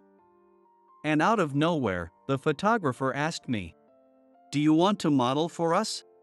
Wait, what? Did you actually model? Yeah, but just for a tiny spot at the bottom of the page. And since they're one of our clients, I couldn't really say no. And then what? Did they beg you to become their exclusive model? Don't be ridiculous. Do you think it's that easy? Professional models take lessons and maintain their bodies to perfection. There's no way someone like me could just jump in. Well, that's no fun. The real thing is, while I was modeling, they asked for my thoughts on the clothes. Like, what do you think of the design, and how does it feel to wear it? Since I've been making clothes for 3 years, I talked about the stitching, the fit around the neckline and sleeves, and how the construction felt. I didn't focus on the design, just how the clothes were made. It turns out one of the higher-ups from the company was there. After hearing me, they said, "Why don't you come work for us and help design our clothes?" Wait, they're trying to recruit you? That's amazing. Yeah, but I'm not sure. Why not? Didn't you say you wanted to work there? Now that I'm actually thinking about working there, I'm worried, like, can I really do the job well? And it's hard to leave the company I've been with for 3 years. Staying at one company for a long time isn't always the best choice, you know? If you've got an opportunity like this, why not take it? Maybe. Also, they said, "We'd like you to model occasionally, too, so..." Sis, I don't think you realize how that sounds. It's just bragging. I'm not bragging, I swear. I know. You're just so earnest and a little clueless sometimes. You could learn a thing or two from Melissa, you know. You're way too hyper. Can we call it cheerfully carefree, please? With my youngest around, conversations always went off track. In the end, Melissa thought things through and decided to change jobs. About 3 months later, she transferred from the sewing factory to the apparel company she had always wanted to join. She was finally where she'd dreamed of being, and with kind co-workers, Melissa seemed happier than ever. A year passed peacefully. It was clear she was enjoying herself more and more. Part of it was because she was settling into her new role, but there seemed to be another reason. Hey, listen. A new batch of graduates started today, and one of them, Madison, is actually the daughter of the CEO, Mr. Smith. Oh, so she's the same age as you? Yeah. There were 3 new employees, but the other 2 are guys, so Madison seemed a little nervous. She's in sales, and I'm in planning. But we had a chance to chat. Once she found out we were the same age, she seemed relieved, and we really hit it off. You didn't tell her any of our broke stories, did you? Of course, I did. Like how you spent 30 minutes debating whether to buy a $5 thrift store shirt. That story works great as an icebreaker. Did you tell Mr. Smith's daughter something like that? Oops. I told her that my whole family has a high school diploma or something. Also, I told her about how you kept regrowing pea shoots until they rotted and how devastated you were when that happened. Oh, come on. That's embarrassing. I was mortified.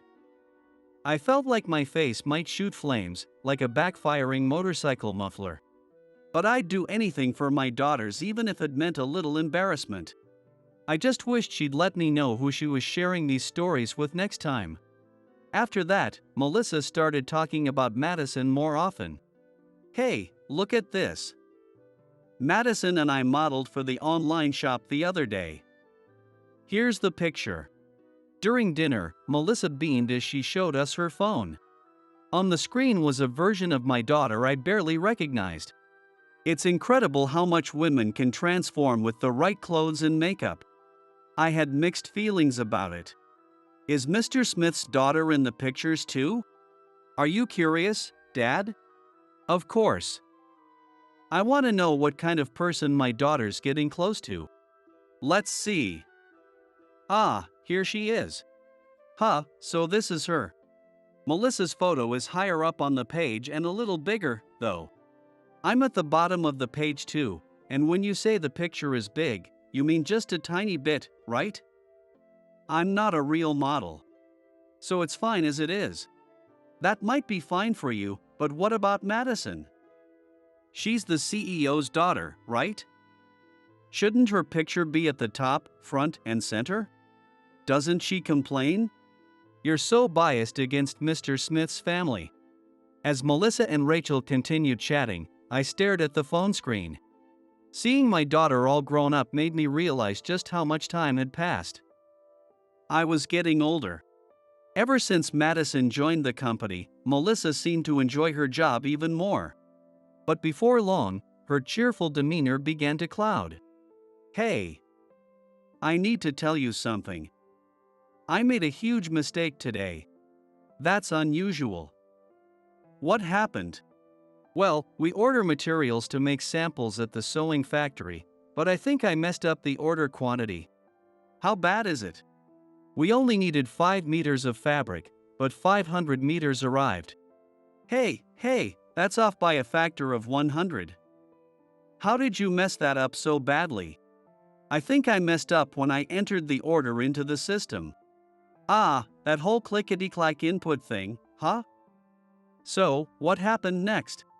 My senior contacted the supplier, and they agreed to take the returns. But still, I feel awful for causing trouble for everyone. Come on, Dad, this is your rare chance. Use your wealth of work experience to cheer her up. You know. Well, here's the thing. As long as humans are involved, human error is unavoidable. Sure. You can double-check all you want and reduce mistakes as much as possible. But you'll never eliminate them completely. That means you need to know where to compromise, or nothing will ever get done. That doesn't mean you're cutting corners. But it means balancing efficiency and results. So stop thinking, I can't make mistakes. Perfectionism is one of the traits of people who can't get things done, and it just puts pressure on yourself. You normally work hard and do your job well, right? That's why seniors and bosses are there to check your work or back you up when something goes wrong. The people who get ahead in their careers are the ones who know how to rely on others when they need to. Did you read that online? Hey, don't give me away. I thought I could show off as a father and a senior in the workforce, but my younger daughter completely shot me down. Still, when my older daughter heard us bickering, she managed a small smile. It wasn't what I had planned, but I guess I was able to help her out in my own way. Unfortunately, her smile was fleeting. She's always been overly serious, so the mistake continued to weigh on her. Her expression grew darker, and her energy seemed to drain away little by little. Hey, didn't the online shop get updated the other day? Wasn't there supposed to be a photo of you this time? I couldn't find it. Huh? Really? Didn't you say you had a photo shoot? Yeah, there was a shoot, but if it's not up, I guess it got scrapped. Scrapped? Is that even a thing? Why would that happen? Who knows? That's something the digital division or corporate planning would decide. I wouldn't know. Huh? Well, Madison's picture is on the top of the page instead. It's bigger, too. Maybe they thought it wouldn't look good to downplay the CEO's daughter? Maybe so. My older daughter's demeanor was noticeably off. I wanted to ask what was going on, but she's too serious for her own good.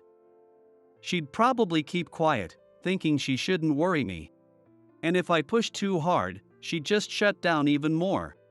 After 22 years as her dad, I knew better. I decided to wait for the right time.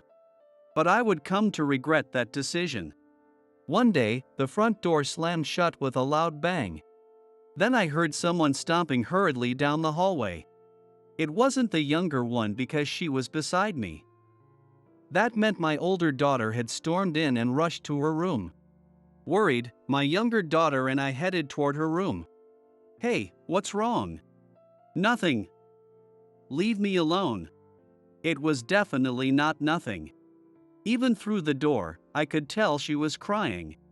"Okay, Dad, you can go now." "What?" "She's not going to talk with you here.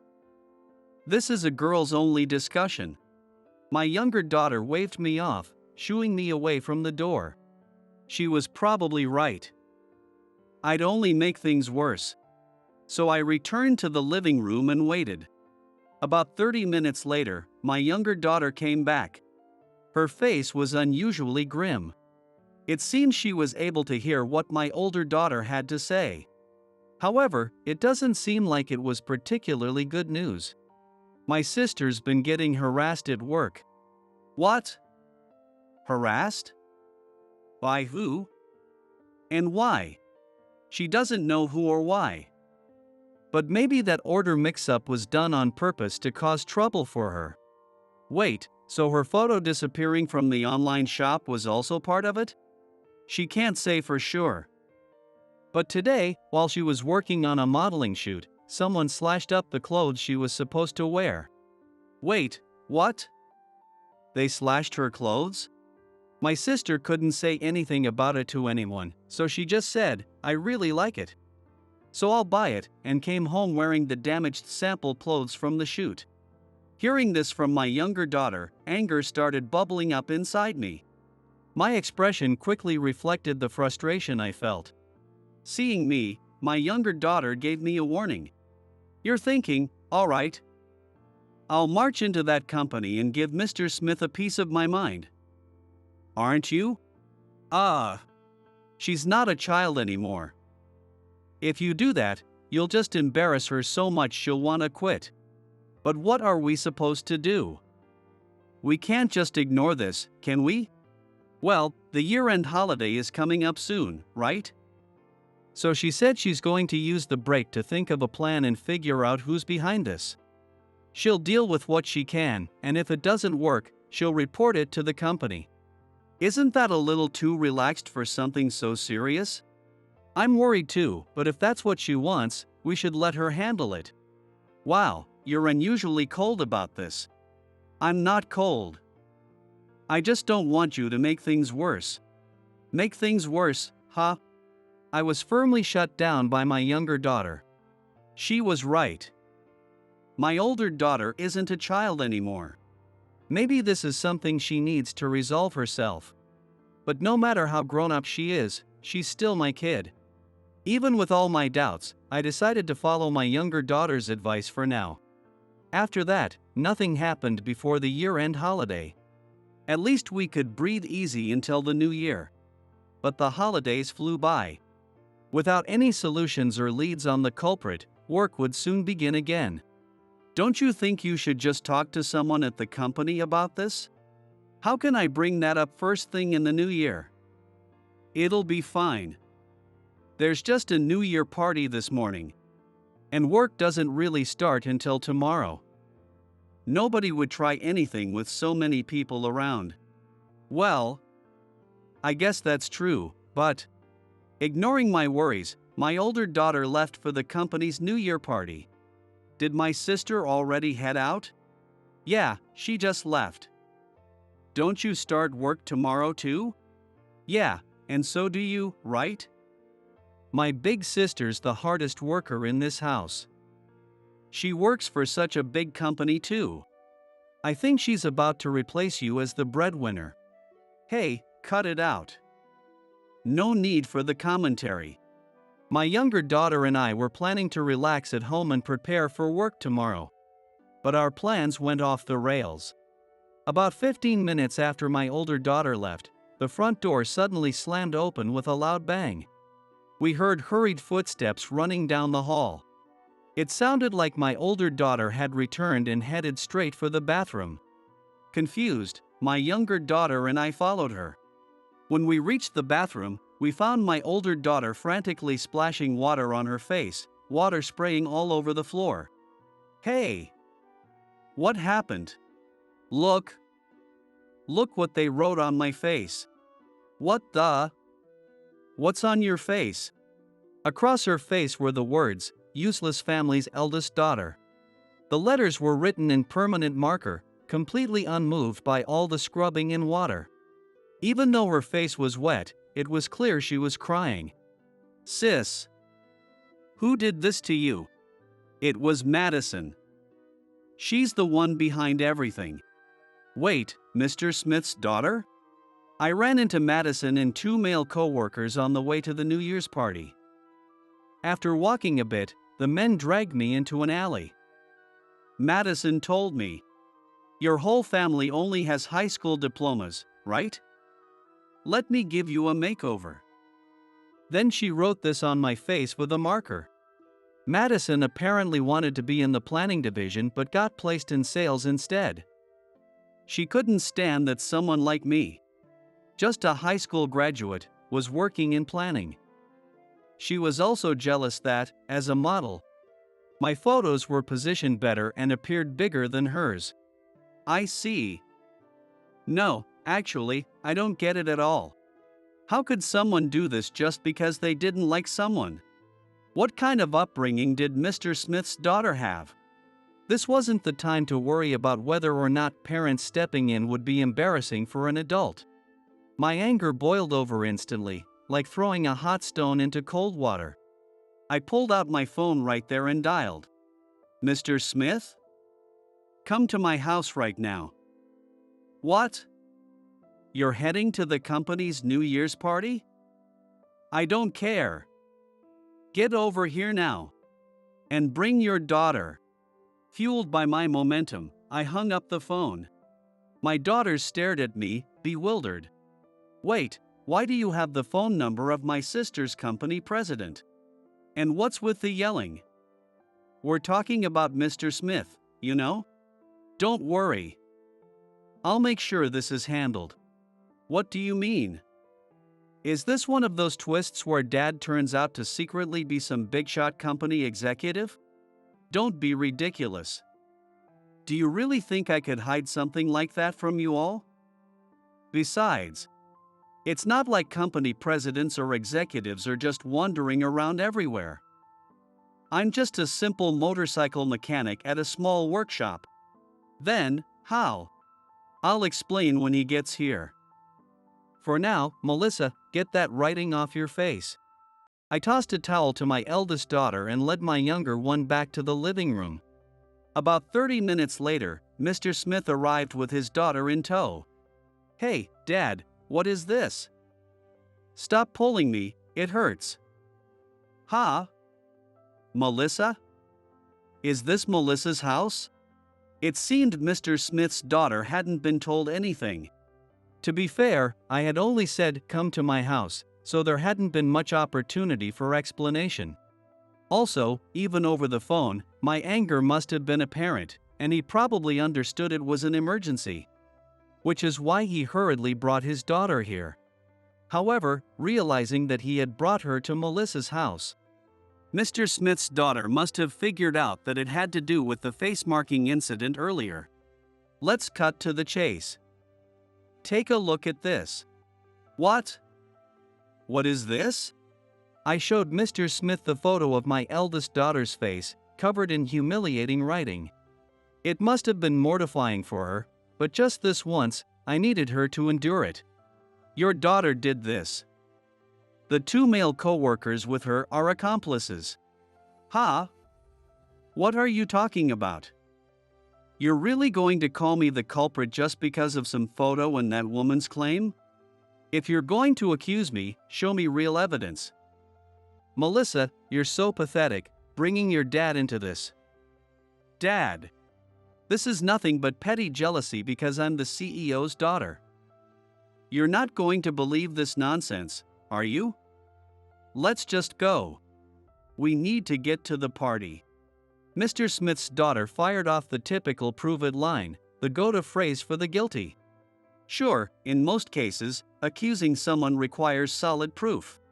But this time, it wasn't necessary. Listen here, Madison. How many times do I have to tell you not to get carried away just because you're the CEO's daughter? Dad? You're believing this guy over me? Ryan would never tell such a stupid lie. I trust him a hell of a lot more than I trust you and your selfish antics.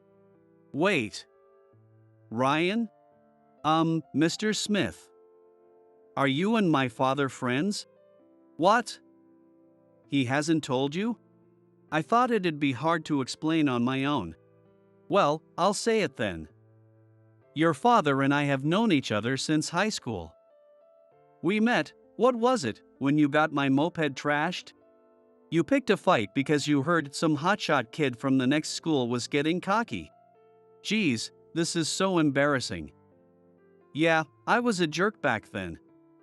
I heard you were the son of a company's CEO and couldn't resist picking a fight. But you were the one rebelling, saying, I won't ride the rails my dad laid for me. Don't bring that up. That's mortifying. Fair's fair. We're even now. So you're old friends from your rebellious days. But why keep it a secret? Melissa, you wanted to join Thomas's company, didn't you? I talked to him, asking if he could help somehow. He arranged the test for you. Wait, you mean when I first got offered the modeling job? Yeah. You remember they asked you questions about fashion design and other stuff? That was to test your knowledge. Turns out, you knew more than expected, and the examiner decided to hire you on the spot. I did notice some important-looking people were there. So that's what it was. Was the modeling part planned from the beginning? No, that was decided on site. I heard later they decided to offer you modeling jobs too, and even I was surprised. I figured if you knew your dad was pulling strings behind the scenes, you'd hate it. I was going to take this secret to the grave. But after what happened, I couldn't hold back and had to call Thomas here. I'm really sorry. Madison, apologize properly. I'm sorry. Mr. Smith placed his hand on his daughter's head, forcing her to bow, and bowed along with her. When Madison raised her head, her eyes were filled with resentment and hatred. It was clear her apology was just for show. Melissa, I'm sorry about earlier. I won't do anything like this again, so can you forgive me? She apologized only for the writing on Melissa's face, pretending not to know anything about the other incidents. Melissa had seen Madison clearly during the face-marking incident. That's why we could still press her for answers like this. But we couldn't say for sure that she was responsible for the other harassment. If this was left unresolved, Madison might continue to harass Melissa. Moreover, she might resort to more underhanded harassment in the future to avoid getting caught. I started to regret summoning Mr. Smith so hastily. At that moment, my younger daughter stepped in to deliver a decisive blow. Madison, are you really going to brush this off as just the face incident? What else are you talking about? Melissa's photo disappeared from the online shop, and suddenly, your photo started being featured more prominently, didn't it? So what? Well, it seems like you're awfully close with David, the head of the digital division. Hey, wait a second. David's married with kids. Madison's quite the femme fatale, isn't she? Apparently, she's been leading David on, making him think she's interested. He believes he just needs to push a little more, so he's been doing whatever she asks. That's what the rumors say, anyway. But it is true that Melissa's photo disappeared and the online shop got edited. Don't you think this warrants an investigation, Mr. Smith? You're not even one of our employees. How do you know about rumors in our company? I work at the sewing factory where Melissa used to work. Sometimes I help deliver products to your company. When I noticed Melissa's photos had disappeared, I got curious and started asking around. That's when I heard the rumors. And now that we know you've been harassing Melissa, the pieces are starting to fit together. rumors like that were going around the company? My sister's too serious to pay attention to gossip. And since the rumors involved her, no one would have told her directly. That's all speculation. Of course it is. That's why we're asking Mr. Smith to look into it. Her reaction was practically a confession. And my younger daughter had given me a great idea. Since Mr. Smith was already cooperating, why not have him investigate the other incidents too? Hey, Thomas. There's something else I'd like you to look into. What is it? Melissa once placed an order for 5 meters of fabric, but somehow it turned into 500 meters. It seemed like too simple of a mistake. I can't help but wonder if someone re-entered the order pretending to be her. Fabric orders, huh? We use the order system for that. If we ask the supplier, they should be able to tell us who accessed the system and when. Only a limited number of people handle orders, and Madison shouldn't be among them yet. So if we dig into it, we'll find something?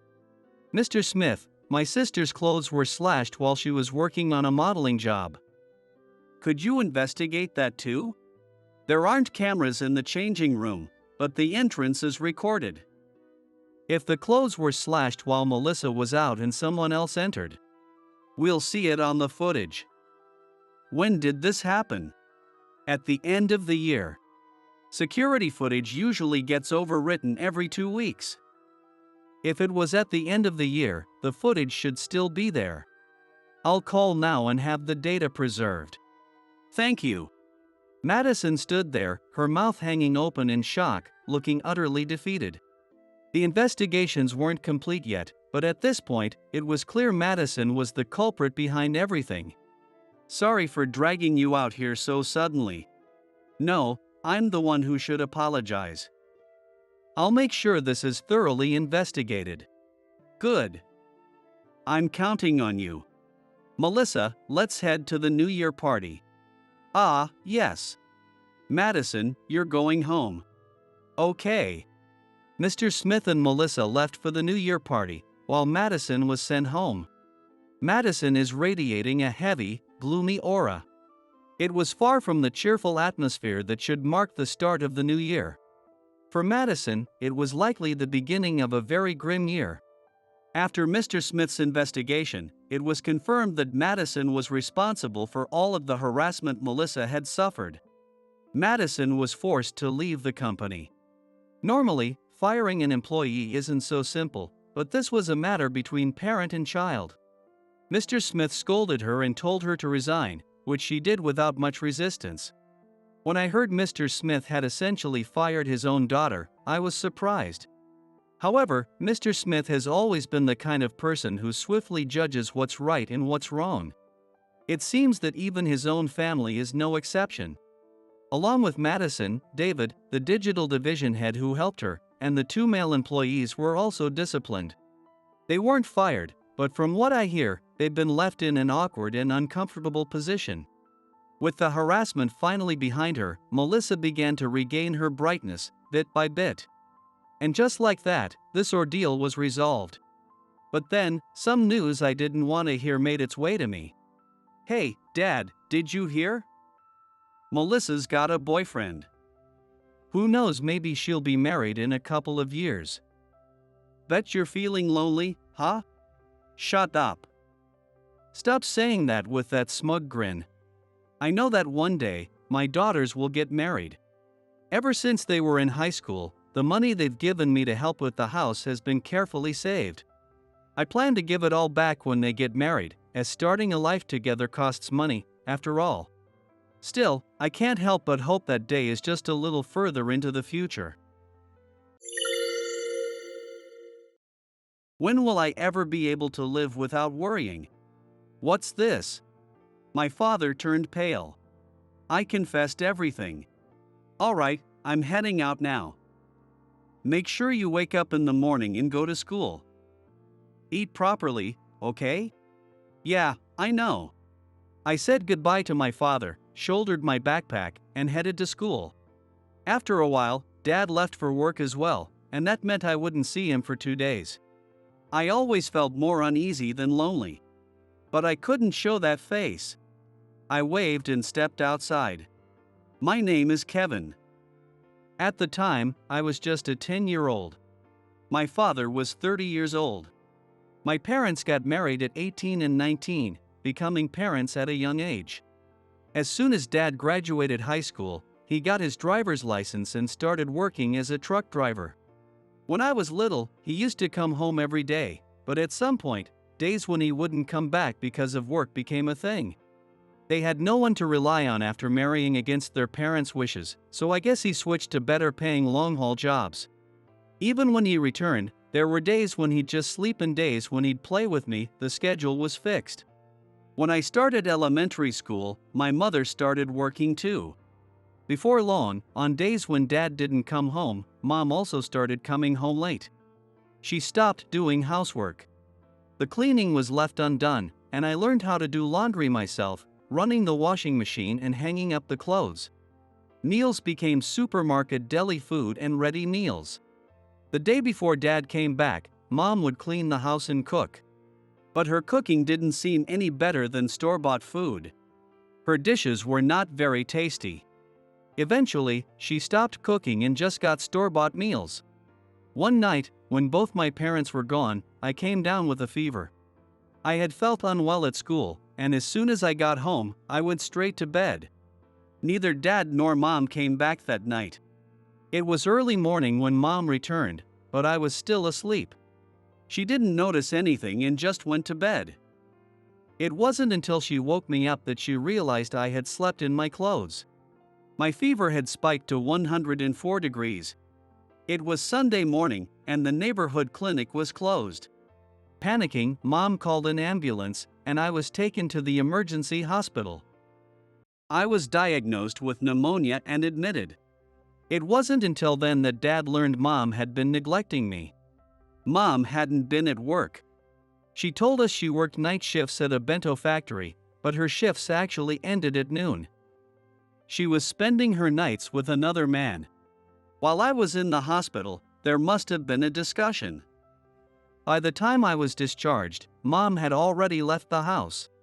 The couple who set out at 18 and 19 fell apart in just 10 years. When I returned home from the hospital, the house was the same as ever. The closets and drawers were left open in places. She must have stormed out after an argument. My father sat down facing me and said, "I'm sorry. Your mom's not coming back here anymore. She doesn't want to live here, it's not about work." I didn't say anything. I had known for a long time that my mother no longer wanted to live in that house. I might have realized it before my father did. I just never said it out loud because I was afraid it would come true. Hearing my father's words, I just thought, she went where she wanted to go. You've had a tough time, Kevin. I'm really sorry. It's okay. I didn't feel like blaming my parents. I didn't even have those emotions. It was as if I were watching a TV drama, feeling like it was someone else's life. I still remember the day I came home from school feeling sick, lying there waiting for Mom to come home as soon as possible. Even when she did come home and lay beside me, she didn't notice that I was unwell. That hit me harder than anything. It made me painfully aware that she didn't care about me. From then on, it was just Dad and me living together, but not much changed, neither in our daily lives nor how I felt. I had already grown used to being neglected by my mother. Dad always worked 3-day trips. He would load up the truck and leave on the first morning. At night, he rests in the car and delivers the cargo to the destination in the morning. After taking a half-day break, he loads the return cargo and drives through the night. By the middle of the night, he would unload the first return cargo, then head to another location to unload the second. After returning to the company, he'd check in, and only then would he come home. If he left Monday morning, he'd come back Wednesday morning. That day, he would rest during the day and wake up around the time I got home from school so we could have dinner together. The next day would be a full day off. He repeated this 4-day routine endlessly. Because I had school, unless his day off fell on a Sunday, we couldn't spend a full day together. The average workday for long-haul drivers exceeds 16 hours. Of that time, more than 10 hours are spent driving.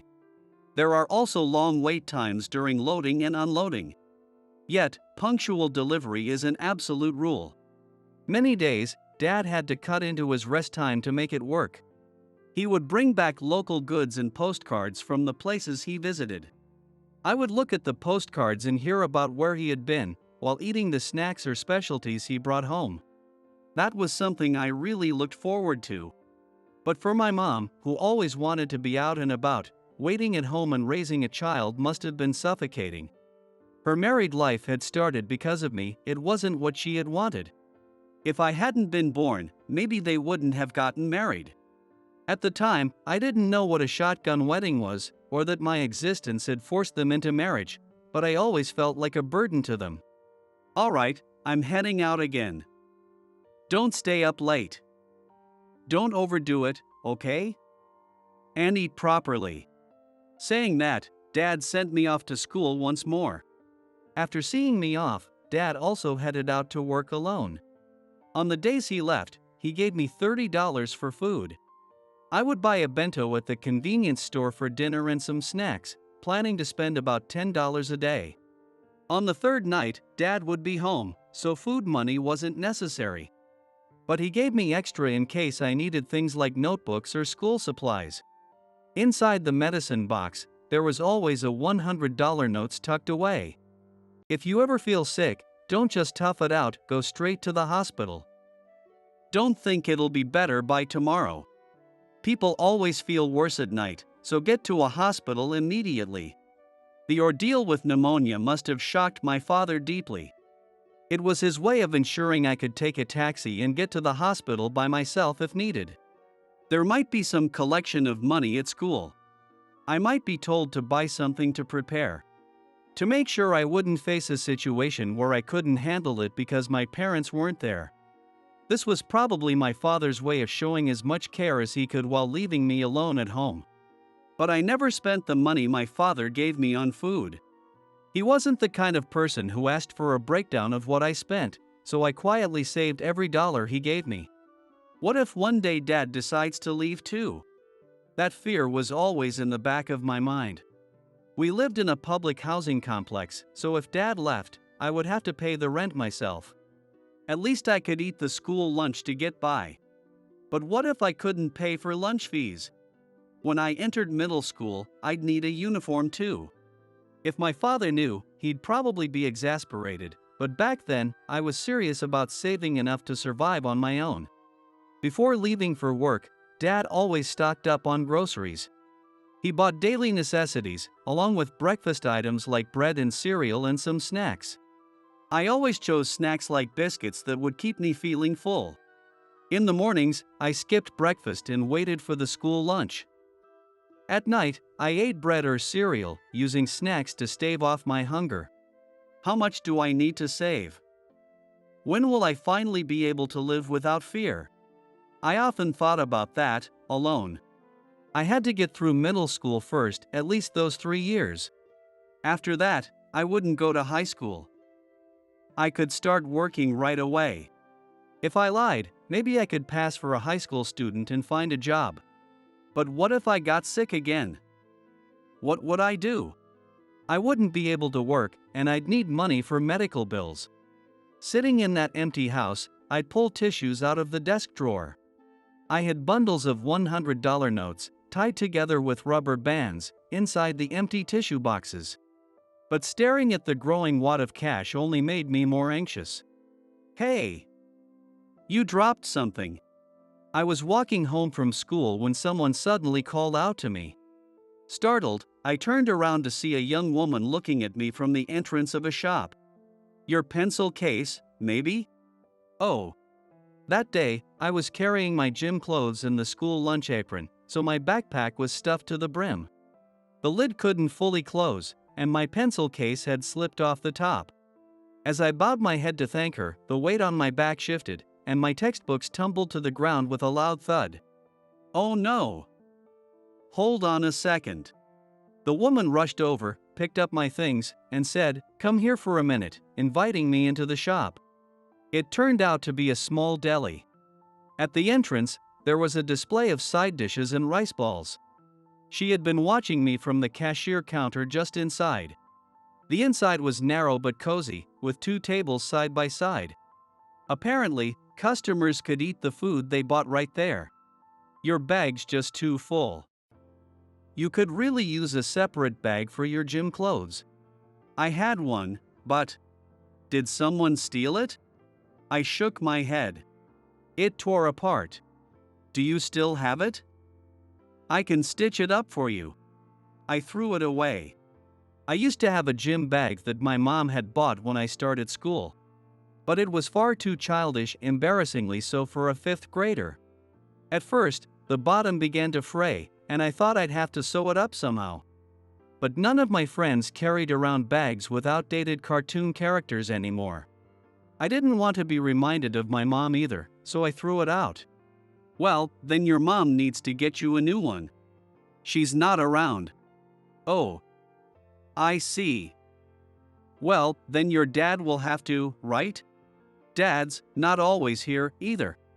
Hearing that, the woman paused for a moment, then asked, "So, what do you do for meals?" "A bento?" "I don't really buy them much." "Aren't you hungry?" "Take a rice ball with you."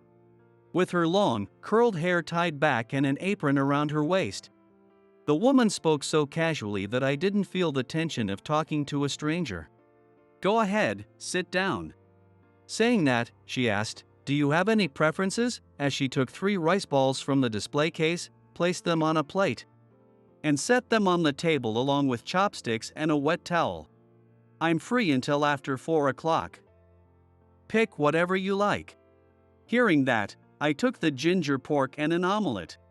"Well, you've got to eat some salad, too." Seeing my choice, she added a vegetable salad. Once I sat down, she brought over a glass bottle of cola and poured it into a cup for me. The bonito flavored in salmon rice balls tasted exceptionally good. They were completely different from the ones you get at convenience stores. It was the first time I'd ever thought rice itself tasted good. "Did you make this?" "Hee hee, I only made the rice balls. The rest is from my dad." "And you? Where do you live?" "I live in Willow Heights." "Oh, so you walk by here every day?"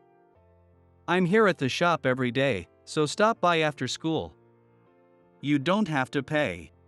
"But I get so bored, you know? I used to live in the city, but I just moved back here, and I don't have anyone to talk to yet." "Keep me company. Will you?" Looking back now, that must have been her way of making sure I was eating properly. Maybe she was worried about me being neglected. That day, I couldn't finish the cod roe rice ball and omelette, so she wrapped them up for me to take home. As I ate them for dinner, I thought deeply about it. Sure, I walked that route every day, but no matter how kindly someone said it was free, I couldn't just accept food without paying. I didn't have the money to spend either. Should I take a different route? But that would be the same as ignoring her, and I couldn't bring myself to do that. To be honest, part of me wanted to see her again. Oh, I know. I suddenly stood up and opened the medicine box. Inside the envelope from the pharmacy where I got a prescription for a cold before was a $100 note. I'll just say I had a stomachache and had to go to the hospital. It was, I thought, a brilliant idea. I exchanged a $100 note for $10 notes from the tissue box, put 2 $10 notes in my bag, and went to school. On the way home from school, I walked past her shop, glancing in. The moment she saw me, she waved and motioned for me to come inside. "Hey, what do you think of this?" "Wow." It was a black Nike gym sack. I got this as a bonus when I bought some gym wear back when I used to go to the gym. But I've never used it. I thought it'd be perfect as a gym clothes bag, but maybe it's too plain for an elementary school kid? Not at all. My friends all have bags like this. That was the truth. Friends who played soccer or swam often carried Nike or Adidas bags. I always thought they looked so cool, but I couldn't bring myself to spend money on something like that. Would your dad be surprised if you suddenly started using this? It's fine. My dad said I can buy whatever I need with the money he gives me. You've got a generous dad. But aren't you in, like, third grade? I'm in fifth grade. Oh, sorry, my mistake.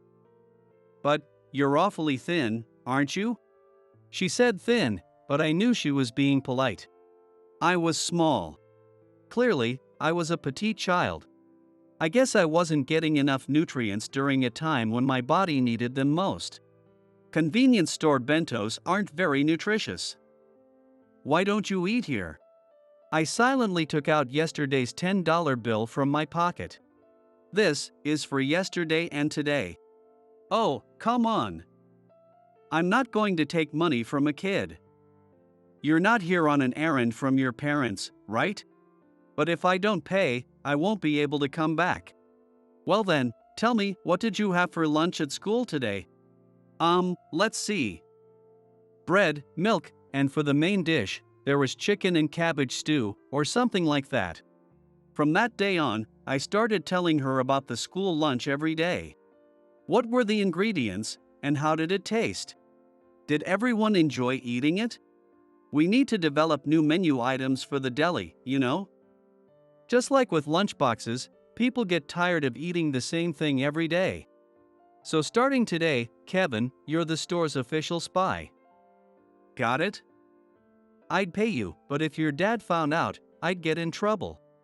So I'll pay you with food instead, but you've got to do the job properly.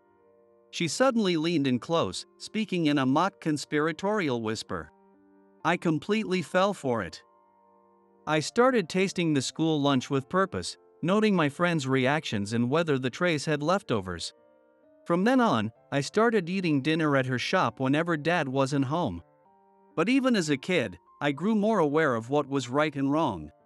What would Dad say if he found out his son was being fed for free by someone else? I thought about it constantly, but the longer I stayed quiet, the harder it became to say anything. I tried to pay her a few times, but she always refused. She never pried too much into my family situation, but I think she understood why a young boy like me was left alone. The gratitude I felt grew into guilt, and eventually, the summer of 6th grade, I decided to tell my father everything.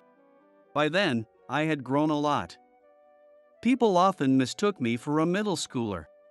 I wasn't a small child who needed feeding anymore, and I felt it myself. What's this about? Something happened? It's hard to say, but I need to tell you everything. I held up the Nike gym sack as I began my story. Dad listened quietly.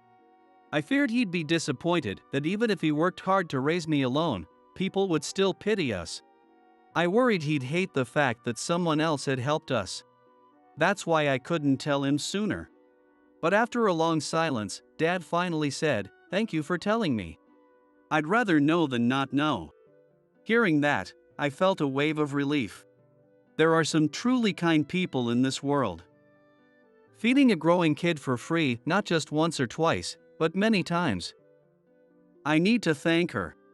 From now on, I'll pay up front, so you can eat there without worrying. There's nothing sadder than eating a meal while feeling guilty about it. Hearing those words, I was glad I had told him. I think Dad knew all along. He knew that I didn't go there just for the meals. I went because I wanted to see her. After my mother left and I spent my days home alone, my father must have understood that I had been comforted and cared for through someone else's kindness. We planned to visit the shop together on his next day off, and that night, I went to bed feeling unusually happy. But the next day, when we arrived, the shop's shutters were down. A sign read, "We will be closed for a while." There was a room in the back of the shop, but she didn't live there. I didn't have her phone number, of course. I didn't even know her name. She looked like she was just a little over 20 years old. She gave off the vibe of a stylish college girl. 3 days passed. Then a week. I stopped by after school repeatedly, but the shop never opened. It wasn't like the commercial street near the housing complex, it was a path I only walked because of school. Even during summer vacation, I found myself going there often. One day, the shutters were open. I ran toward it, expecting to see her, but the shop was empty. A few men were working on renovations. When I asked, they said the shop had changed owners. I couldn't find any words. I just walked home slowly, my heart sinking with every step. Didn't she get married? She was a young woman, right? I think she quit her job in New York and came back home to prepare for getting married. Hearing that, I regretted not telling my father sooner. I should have let him thank her properly. Instead, I remained the kid who ate for free. And that's how it ended, leaving me ashamed and frustrated. I had the money. If I'd just started as a paying customer, things would have been different. I could have bought my father some tempura, knowing how much he liked it. I could have shared the rice balls with him and told him how delicious they were. Suddenly, I felt guilty about the money hidden in the tissue box. It was because of that money that I had lied to my father and allowed myself to become, in her memory, nothing but a pitiful child. I was simply filled with regret. This was different from my mother's departure, which I had accepted with cold indifference. Even if I never saw her again, if she had gotten married, I could have at least given her a gift, something to thank her and wish her happiness. I had enough money for that. Instead, I let it in like this. Shortly afterward, my father arranged for a nearby diner to deliver boxed meals to our house every night. This way, you won't have to worry about meals anymore. Make sure you eat properly, he said, patting me on the back. And still, every time he left for work, he continued to give me money. For a father who couldn't always be there, money was the only way he could express his love and his hopes for my safety. I always felt guilty accepting it. But now, I think my father felt the same way. Before starting middle school, I tore open the tissue box in front of him. Bundles of $10 notes spilled out, more than $10,000. What is this? He must have thought I had committed some kind of crime. My father turned pale. I confessed everything. One day, if you left this house, too, I'd need to pay the rent and buy food on my own. That's why I saved it. You weren't buying food for yourself? I couldn't lift my head. I was filled with shame and guilt. My father had driven through the nights, without rest, to provide for me. And yet I had doubted him and hidden the money, deceiving him. I should have just used the money you gave me to buy food. I should have been a proper customer. I'm sorry for letting her feed me for free. The child in that household probably don't even receive proper money for food. My father might be facing such criticism from society. Now, I worry about that too. I kept my head down, unable to look at him. A long silence hung in the room. Then I heard something, my father's voice breaking. He was crying. Seeing him like that filled me with fear. I had never seen him cry before. But he wasn't angry. You're right, you're absolutely right. Your mother left so suddenly.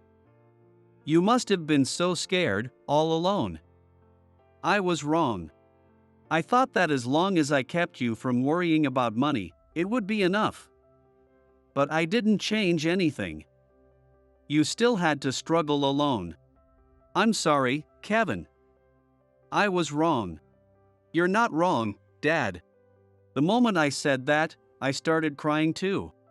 Through his tears, my father pulled a file down from the shelf. Here, look at this. He showed me an insurance policy. It was life insurance. Some policies had already matured since he'd taken them out right after he got married. I'm not an educated man, and I don't have much money, but I swore I'd make sure you never had to worry about eating. If something ever happens to me, if I get hurt, the insurance will cover treatment. And if I die, you'll get money. So don't worry. I don't want you to die. I don't even want you to get hurt or sick. Don't worry. I'm as healthy as they come. Trust me. That evening, the two of us sat there crying, surrounded by bundles of cash, taking turns comforting each other and blaming ourselves. For dinner, we went to a yakiniku restaurant. Listen, Kevin. I'm never getting married again. Honestly, after seeing your mother leave you like that, I realized how terrifying women can be. Telling me to marry her because of the baby, then leaving that baby behind. It's ridiculous. From now on, unless there's a woman who loves you so much that she can't help but want to be your mother, I'm not marrying anyone. What? That sounds like a scary person. We both laughed. At that moment, I realized how little I had understood about my father. He must have carried the pain of separating from my mother, yet he never let it show. He just kept working. If he had fallen apart, too broken to work, I wouldn't have survived. Even now, I feel nothing but regret for how I doubted him. The money I had saved was deposited into a bank account in my name. I asked to buy a middle school uniform and bag. But my father told me to save the money for when I would leave his care and start living my own life. My school route changed, and I no longer passed by that store. I stopped expecting to see her, and I never went back. My father changed jobs and became a delivery driver. For long-haul trucks, loading and unloading cargo is usually done by forklifts, but that's not the case with home deliveries. Even if you arrive at the specified date and time, the recipient might not be home, requiring redelivery, which must be quite a hassle. Wouldn't long-haul driving be easier? Maybe. But it's nice to sleep in a bed every night. I can have a beer in the evening, too. It's a blessing to rest when everyone else is resting. With more time at home in the evenings, Dad started cooking simple meals, grilling fish, making curry. That's when our real life together began. After everything that happened, I could finally talk honestly with my father, and he took the time to listen to me. I realized he had spent so much time alone, driving his truck in silence, unable to share his thoughts. I'm now 35 years old. I'm older than my father was when he got divorced. If someone told me to do what he did, I couldn't. At 20, I can't even imagine becoming a parent. I'm not even married yet. My father is 55 and still works as a delivery driver. He never remarried. As for me, I studied IT in college and built connections through my job in a company. And this year, I started a company with my friends from college. The year I entered university, I rented a room near my house. That hidden stash of money became the funding for the company. Our office is in a multi-tenant building on the outskirts of New York. The friends I started the company with are all talented enough to make it on their own. But they felt the world would be too small if they worked solo. So we decided to share an office together. It escalated to, why not start a company, and before I knew it, I found myself in the unexpected role of a business owner. We're still figuring things out, but it's fulfilling, and my curiosity never runs out. At the end of the month, when work piled up, I couldn't hit the gym at night, and I felt my body getting sluggish. I thought of walking up the stairs to the 15th floor where our office is. I opened the stairwell door and started climbing. It was when I reached the 7th floor. On the landing, a cleaning woman was mopping the floor.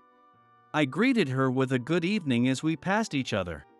A few steps later, something struck me. I froze and looked down from the railing at the woman. I could only see her back. As I silently watched, she turned toward the descending stairs, and her face came into view. It's her.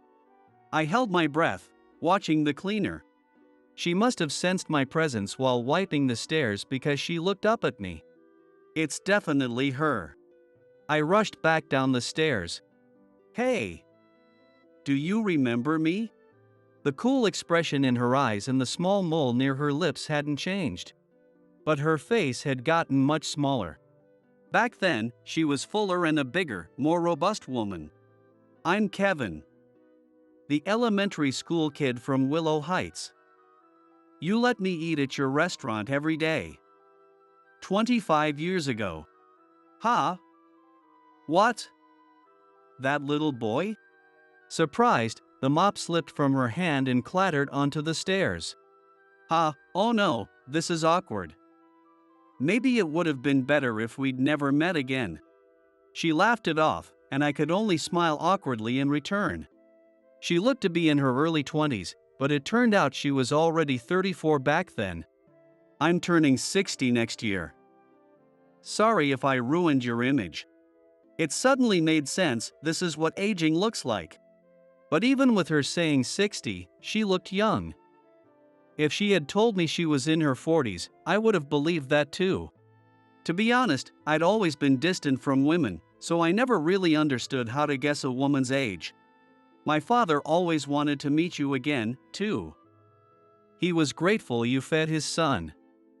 We meant to thank you together, but the restaurant disappeared. There's no need to feel indebted. I was just bored, honestly. My mother, who'd been hospitalized, suddenly took a turn for the worse. And I had to close the place that day. I'm the one who should feel sorry. I bowed my head, and we arranged to have a meal together. I felt a rush of urgency, like I might lose her again, so I quickly set a date and decided to bring my father along. That night, I returned home and told my father about the reunion and the dinner plans. So, what kind of food does she like? Huh? I didn't ask. If you're inviting someone to dinner, at least ask what they like to eat. That's why you're still single, you know. What do you think would be good? A gastropub has plenty of options, doesn't it? Gastropub? Come on. I'm not much better, but my old man sense isn't great either.